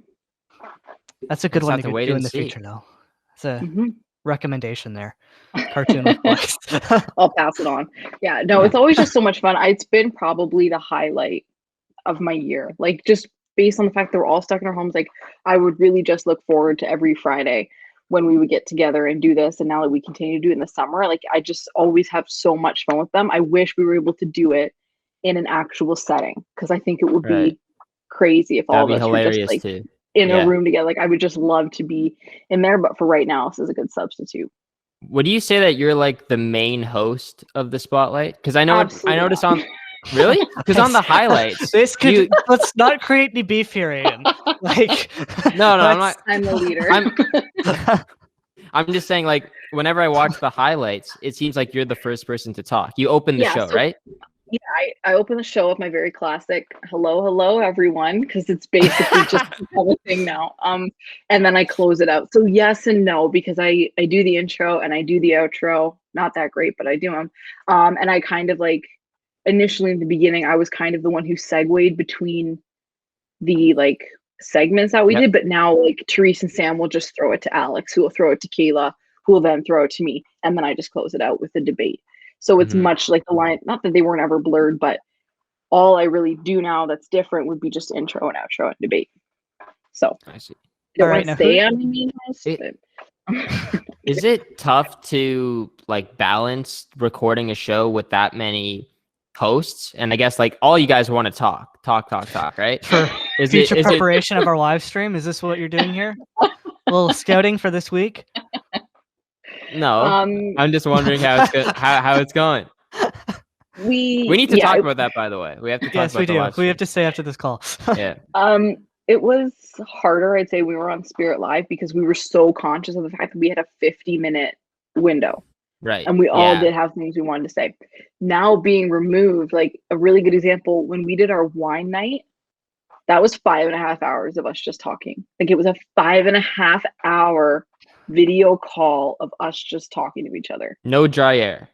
No dry air. Like, just 5.5 hours.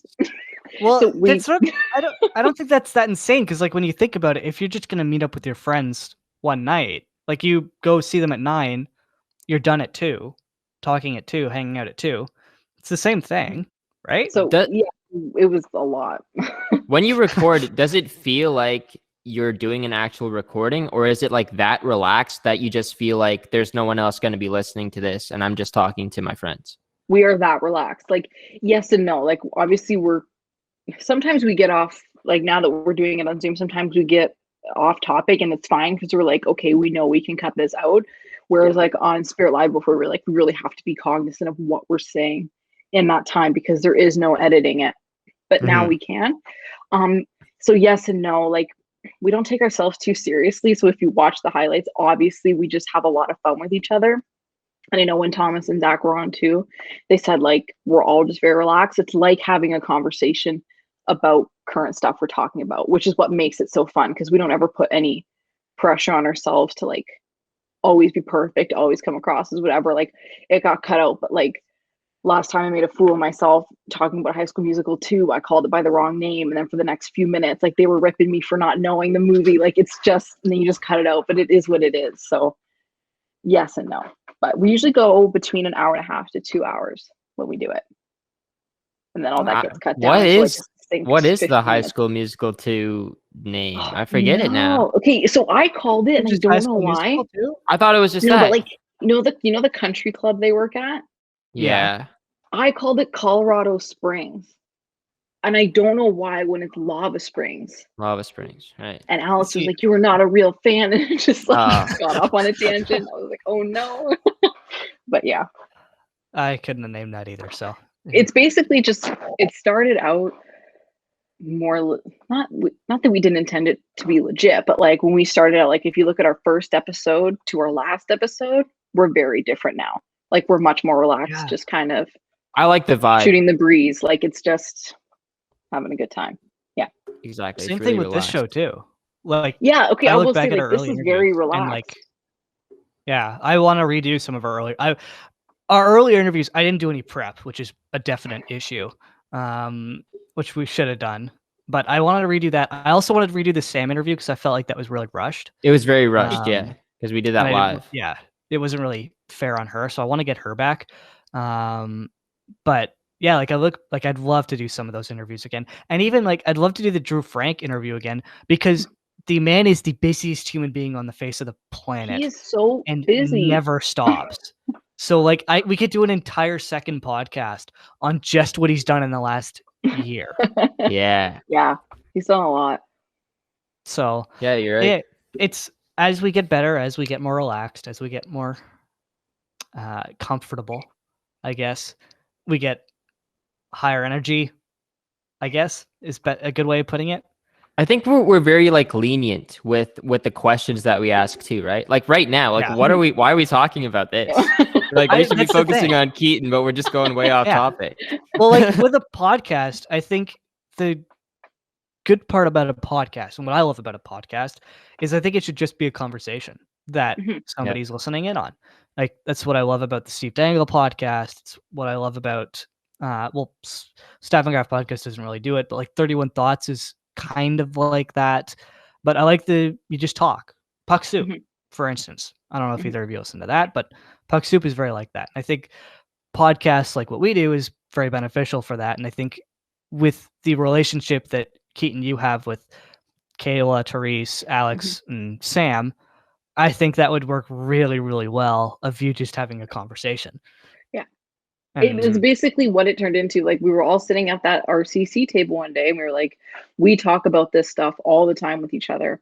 Why don't we just turn it into a radio show? That's literally what happened. Teresa was like, we talk about sports, entertainment, news, like all the time. That's just what we do. Well, let's just put it on the air. And now we creative have practice hours. Yeah. And exactly. I got fans. A following, not including Connor, apparently. No.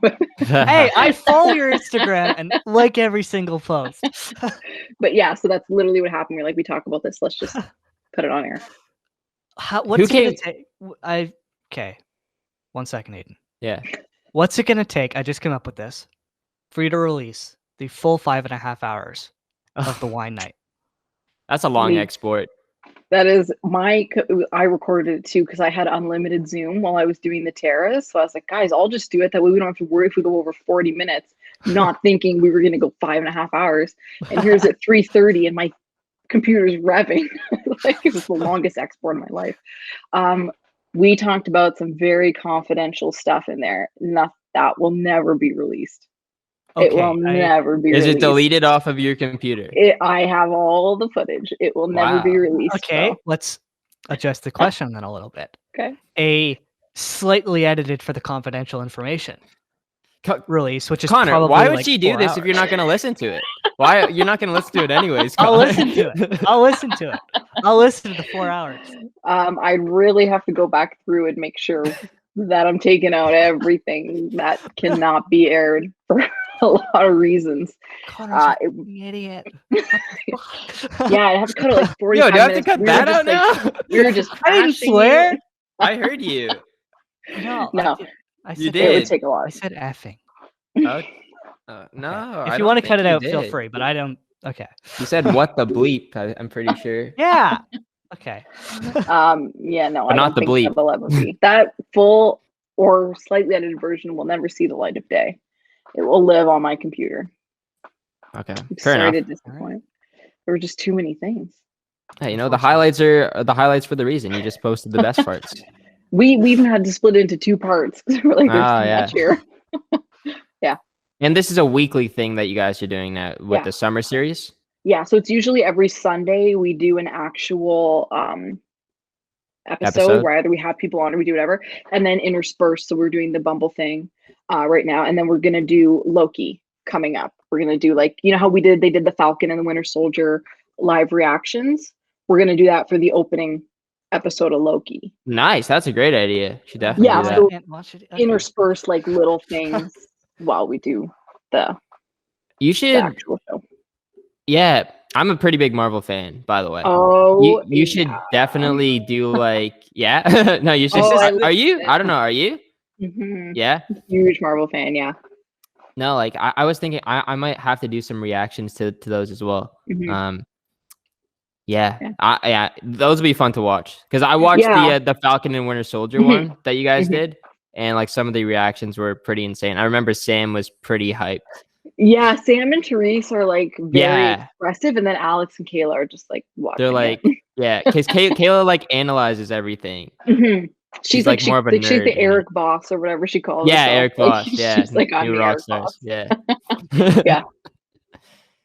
Yeah. Unfortunately, I won't be tuning into those either because I don't have Disney Plus, so I can't ruin my Loki experience. Just get it. You got to watch it. Yeah. You haven't watched I know, I WandaVision need to yet, get it. or I haven't, no. Falcon. Or Yeah. Falcon. I think a person who went to my school, I think her mom was one of the producers, which for Falcon and the Winter Soldier. That's Oh, so is it cool. Carrie Skoglund? Yeah, I think. I tried that's to so message cool. her. I tried to message her, trying to get her on Unlimited, and no response. But Yeah, well, you need they're to in give me LA. that contact. They're in LA right now. Pull those strings, Connor. Yeah. I can give you. She might be willing to come on because she's. We can talk about this afterwards, but yeah, I can. The kid, potentially- your friend. I'm not her friend. She's like, Oh.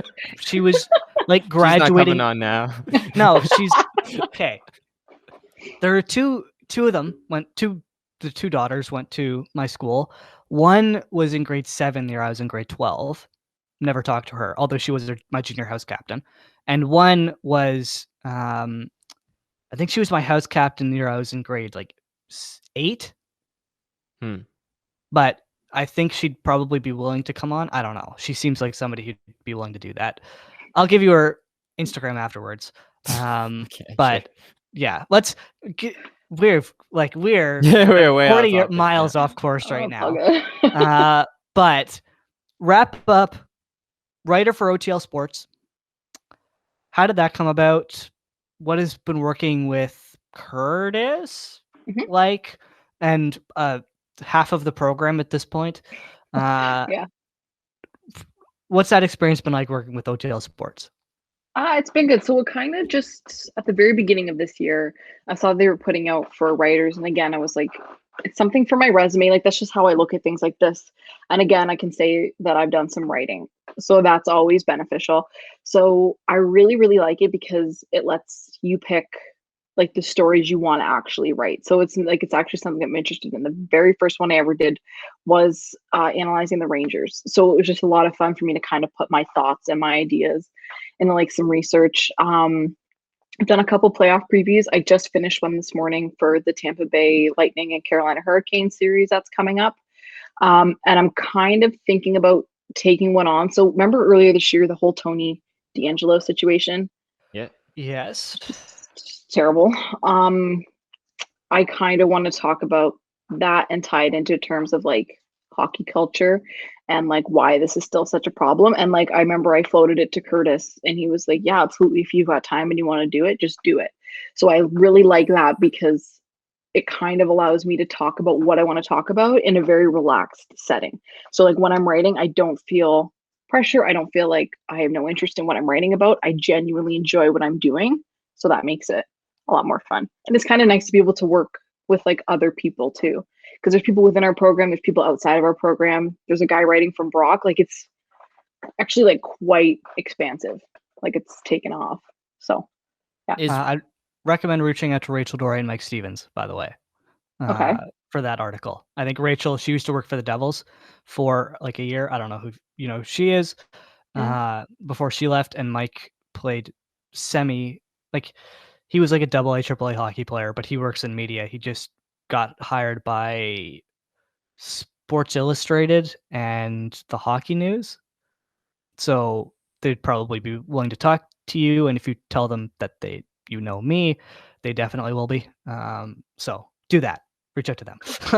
Very cool. Good advice. Yeah. I forget my question now. What was I gonna say? Oh yeah, writing. Is that Yeah. like when did you get like passionate about writing, or are you more passionate about writing or other aspects of sport media? I'm not hugely passionate about writing. I much prefer like planning or executing things like in the production kind of role, but I do enjoy writing and I feel like it's a valuable asset to have to be able to write, whether that be for prompter style, for articles. Like I just feel like it's something to do. So I kind of use this as a way to keep it sharp, if you will, like just keep on top of that. And it is something I enjoy. I love doing research on stuff. I love working with statistics and analytics. So being able to like put that here is something that's really fun for me. And I'm kind of open to doing things like that, like doing the writing aspect of it, even though it's not my favorite. I like it enough that I enjoy it when I'm doing it, even if I don't plan on pursuing that forever or pursuing it at its top level.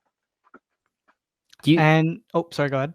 Do you think that like for people like just coming into the program, like way back, I don't know, an hour ago, you mentioned like being like kind of like a jack of all trades, like even before you came into the program, right? You said like you wanted to be very diverse in what you were doing. Do you think that is something that like people, I guess, maybe not even coming in, but like just people in the program need to focus on, and not just like focusing on one thing like writing or like one thing like producing, and they need to develop like a full bag of tricks? Or do you think it's okay to just focus on like one of the things? I can see like both sides of that argument. So on one hand, I don't think you have to necessarily make yourself available to do all the things that are expected in a control room. Like I look at somebody like Therese and Kayla, they're excellent at graphics and they kill it every time. And I think that that's what they like and that's what they want to do, then they should go with it. But I also know they do other things though too. Like they're open to doing other things. They haven't pigeonholed themselves as just a graphics person. You haven't pigeonholed yourself as just an on-air person. So I think it's important to know what you're good at, put effort into that, keep exploring that, but keep yourself open to other avenues. Because I think now, as the industry's going, they expect you to be able to do more than just one thing. I think that time of being like having a niche talent is gone. I think if you open yourself up to doing new things, trying new things, it sounds like what they tell you in first year, which is like what you come in with, you're probably not going to leave with. Try everything. And I do genuinely think you should try everything. But if you do have something you're really good at, 100% put your effort into that. I just think there's a difference between, being concentrated and being closed off. Yeah, I agree. I think that's like the biggest thing to take away from this podcast if you're looking to get into the program. Yeah. Yeah. That and the fact that the Leafs are okay and you shouldn't commute in the mornings. Top 3 things. Yeah. Well, we'll get there. Trust me. But I want to know, how terrible is it to work with Drew Frank on the NWHL desk? This feels like a trick question. What is going on? I don't know. He's joking. He's joking. I'm joking. Drew's great to work with. I love working with Drew. I really do. I only worked a handful of games with the NWHL desk because obviously it kind of got like shut down. And then when it got picked back up, I wasn't really available. But I love it. I've worked with Drew in first year. In Karen's class, we had the 3-hour production class. He was on the team. I was working with then and I loved it. He's so organized. He's such a nice guy. He just like is such a workhorse too. Like you said, he's always doing something. He's always working on something. And I love that he like reaches out to people. Like he reached out to some people at NWHL desk, talked to me about practicum. Like he's just really considerate in that aspect. I loved working with him. Plus he's really wickedly smart in what he's doing. Like he knows exactly what he's doing. And he was like TDing and doing something else at the same time on the NWHL desk. And I was like, I would not be able to do what you're doing. No, I love working with Drew. He's such a nice guy. He's nuts. It's like the best way to He takes on so much. Yeah. Workhorse. I think the workhorse term you used is the best way to describe him. Yeah. Yeah. It's great. I don't know how he finds the time to do that stuff. Yeah. Honestly, though. How many projects has he done in the last year? Like, I don't know. He's also on the esports hockey team, I think, as well. So. He's good at Chell. And he keeps up with his schoolwork. Like, let's not forget that he's like in university, he still does so well. Yep. That's crazy. He's very, very smart. And I don't know how he does it. I don't know how he does it. But let's wrap up our conversation with the Toronto Marlies. Yeah. This season wasn't exactly ideal, but considering, or last season either, because you weren't in person for the entire thing. But I guess going back all the way to 2019, what's it like working for an AHL team as a part of their game crew, albeit probably the wealthiest AHL team in the AHL? What's that just being in an arena for that sort of game like? I love it. I initially applied in my year off. So I applied way back then, didn't get called back for it. Then I applied again when I was entering university because I was like, I'll be in Toronto. Let's try it again. My resume again. I was like, okay, I've added more stuff to it. Got accepted. Went to like this audition kind of thing, which is where I met Alex. Got called back to be part of game crew. And I remember first year feeling really nervous because I was like, I've never done this before. A lot of eyes on you because everybody's in the arena. I mean, obviously they're watching the game, but like when you do stuff in between intermission, I was like, that's a lot of attention. It's never something I've been hugely comfortable with. A lot of new people, I remember feeling like really scared to mess up. So I was like kind of reserved. So I feel like the very first year I did it, I never really fully took advantage of how fun it was to be in that setting. And then the second year I did it, obviously when the season got cut short, it was like my favorite thing ever. It doesn't even really feel like work because I'm with a bunch of people I love. I'm getting to watch a hockey game. I get to be around the players. I get to be around these big people. It was just so much fun. And it's like you're kind of part of a family. And I know, like, I think Alex did the same thing. Like, we just love being a part of it. I don't know how else to put it. Like, it's so much fun to get to do different things too, because as game crew, not necessarily like pigeonholed to doing one thing every single game. So the work you're doing isn't monotonous. It's not like you're coming in to your routine.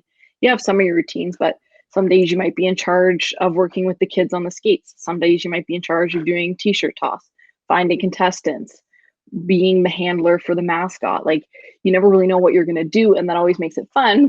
You're laughing at the mascot part. It's kind of crazy. Those kids climb on him sometimes. And I used to have to be like, okay, you got to get down, got to get away from him. Sometimes it gets weird.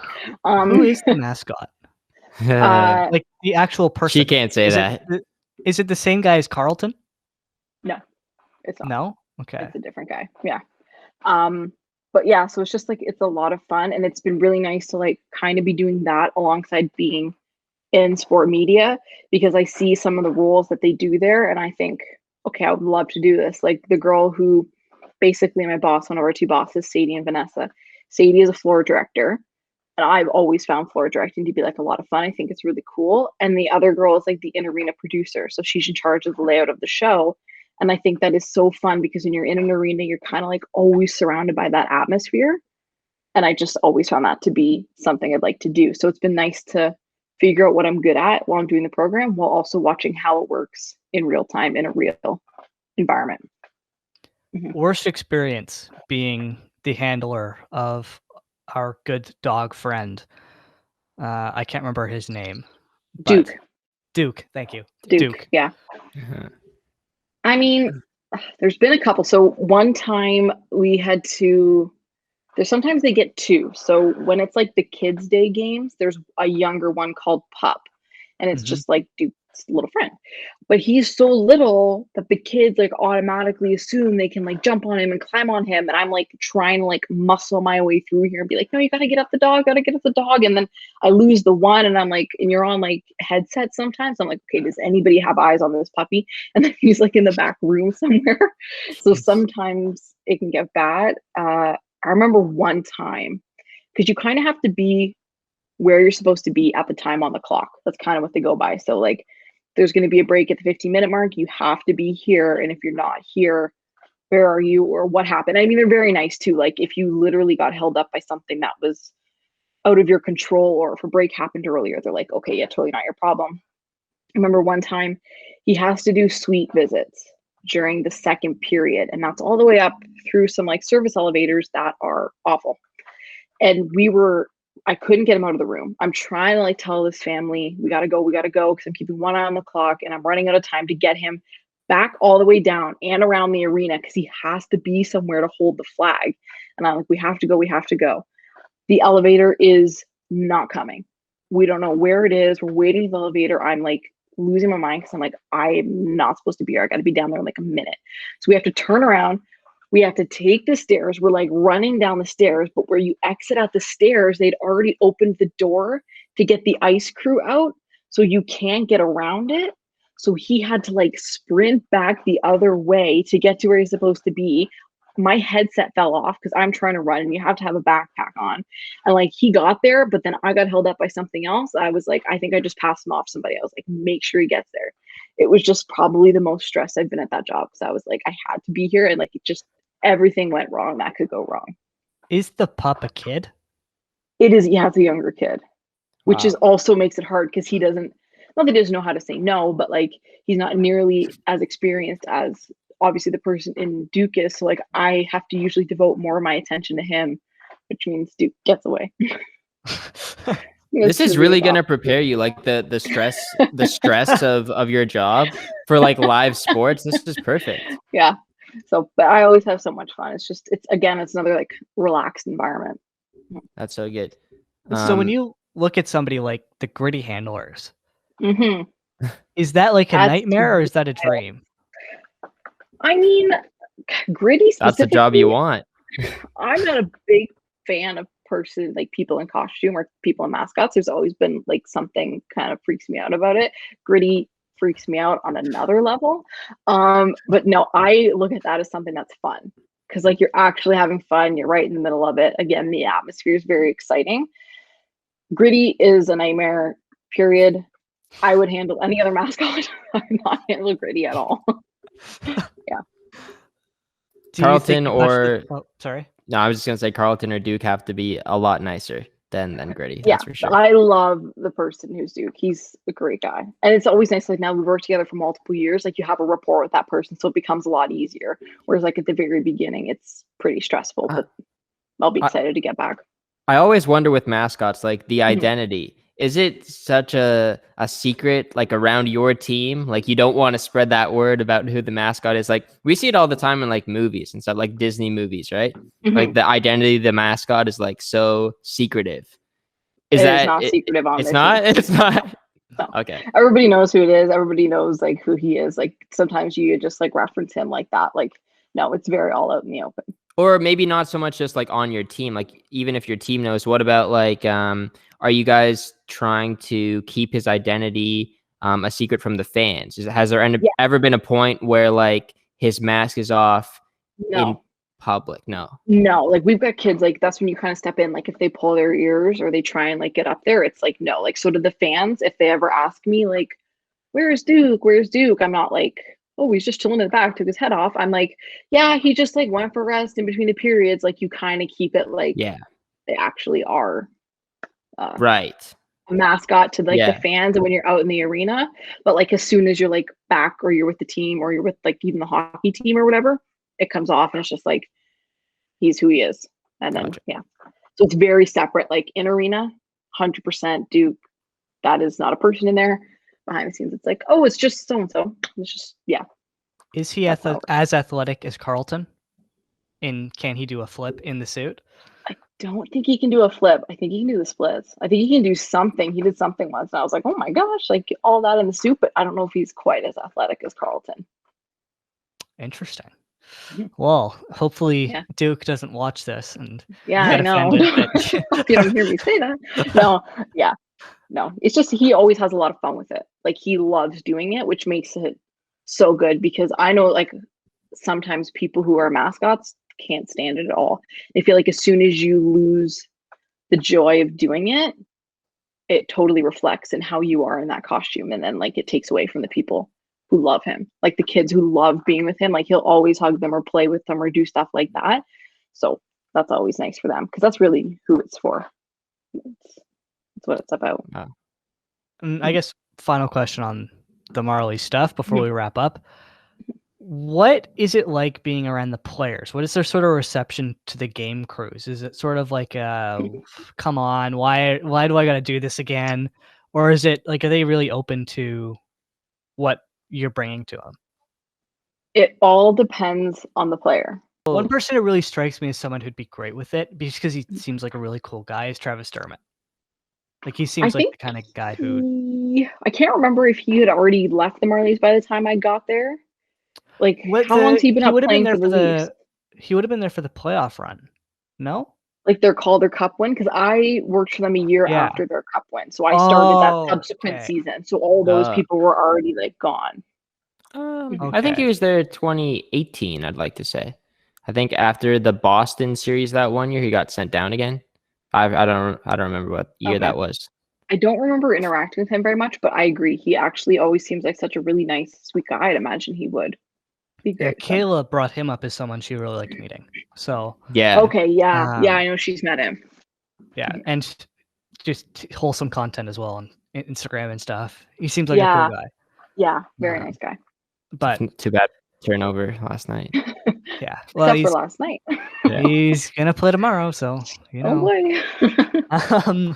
Let's wrap before we go too far into the Leafs again, because we could go. We could go until Keaton has to record her next podcast. But we'll like to wrap. We haven't done this in a couple of episodes, but we like to wrap with one question, which is, what is your insert number pieces of advice for future prospective sport media student or professional? Wow, such a loaded question. Can it be like however many I want? We normally go with 3 or 5, but like again, it's I didn't want to limit it because some people like really struggle to only stick it down to 3. So however many pieces of advice you have for prospective students, employees. I said one earlier, like again, like be concentrated, but don't close yourself off. Like I definitely think you should have a niche. You come in, you know, you want to do something, you're good at it. Definitely explore that avenue, but don't stop exploring other avenues at the same time, because you just never know what you're going to like or what you're going to end up actually being good at. I definitely think like it's worth it. I feel like these are going to sound so cheesy. I definitely would say be confident. Like I know in first year, I was somebody who struggled with the ability to make decisions, because to me, every decision like about to air or how things were working, I was like, I don't know if this is the right thing to do, but I have to be able to trust my own instincts. And now in second and third year, obviously, as you continue on, I look back on that and I'm like, okay, I was right more often than I thought, even though I doubted myself. Like I would say, you have to trust your instinct in this industry. I don't know if you guys agree that also, but sometimes you just have to be like, yep, this is what I want to do. This is what I'm going to do. And I'm going to stick it out. And I'm going to just deal with the consequences, or I'm going to ride with whatever happens. Mm-hmm. That would be another one. My God, I'll give you some time to think. I am not one of those people who's very confident. No? I question all of the decisions I make. But again, maybe that's why I just don't like TV. Is that enough time? I'm really. I did think of one at that time. This one, and I know I just talked about it with like the Spotlight girls, like Kayla, Alex, Therese, and Sam. Cultivate those relationships. I know we were talking about like sometimes you come in and like everybody can kind of be your competition because you're like, okay, we're all trying to get into the same industry, and they keep saying, you know, you got to stand out, jobs or whatever. But I also think it's so important to cultivate those friendships and go with them. Like if I didn't have those girls, like I'm able to count on them for whatever. I can count on a lot of people in this program for whatever. You know, it's important to have those people you can go to. It's important to have those people that you know you can work with. And it's important to have those people you can trust. And I think that sometimes when we just start out, it can seem more about you're my competition than it can be about you are people I could work with, you are people I could network with. And it's important not to blur those lines. Not saying you shouldn't, you know, like, I don't want to say go against them, but yeah, absolutely. Everybody's trying to get into the same profession. But I think you can also use those friendships and those relationships to your advantage to help yourself. And if you close yourself off to that, I think it's going to be more harmful than helpful. Yeah, I agree. Those would be my 3 pieces of advice.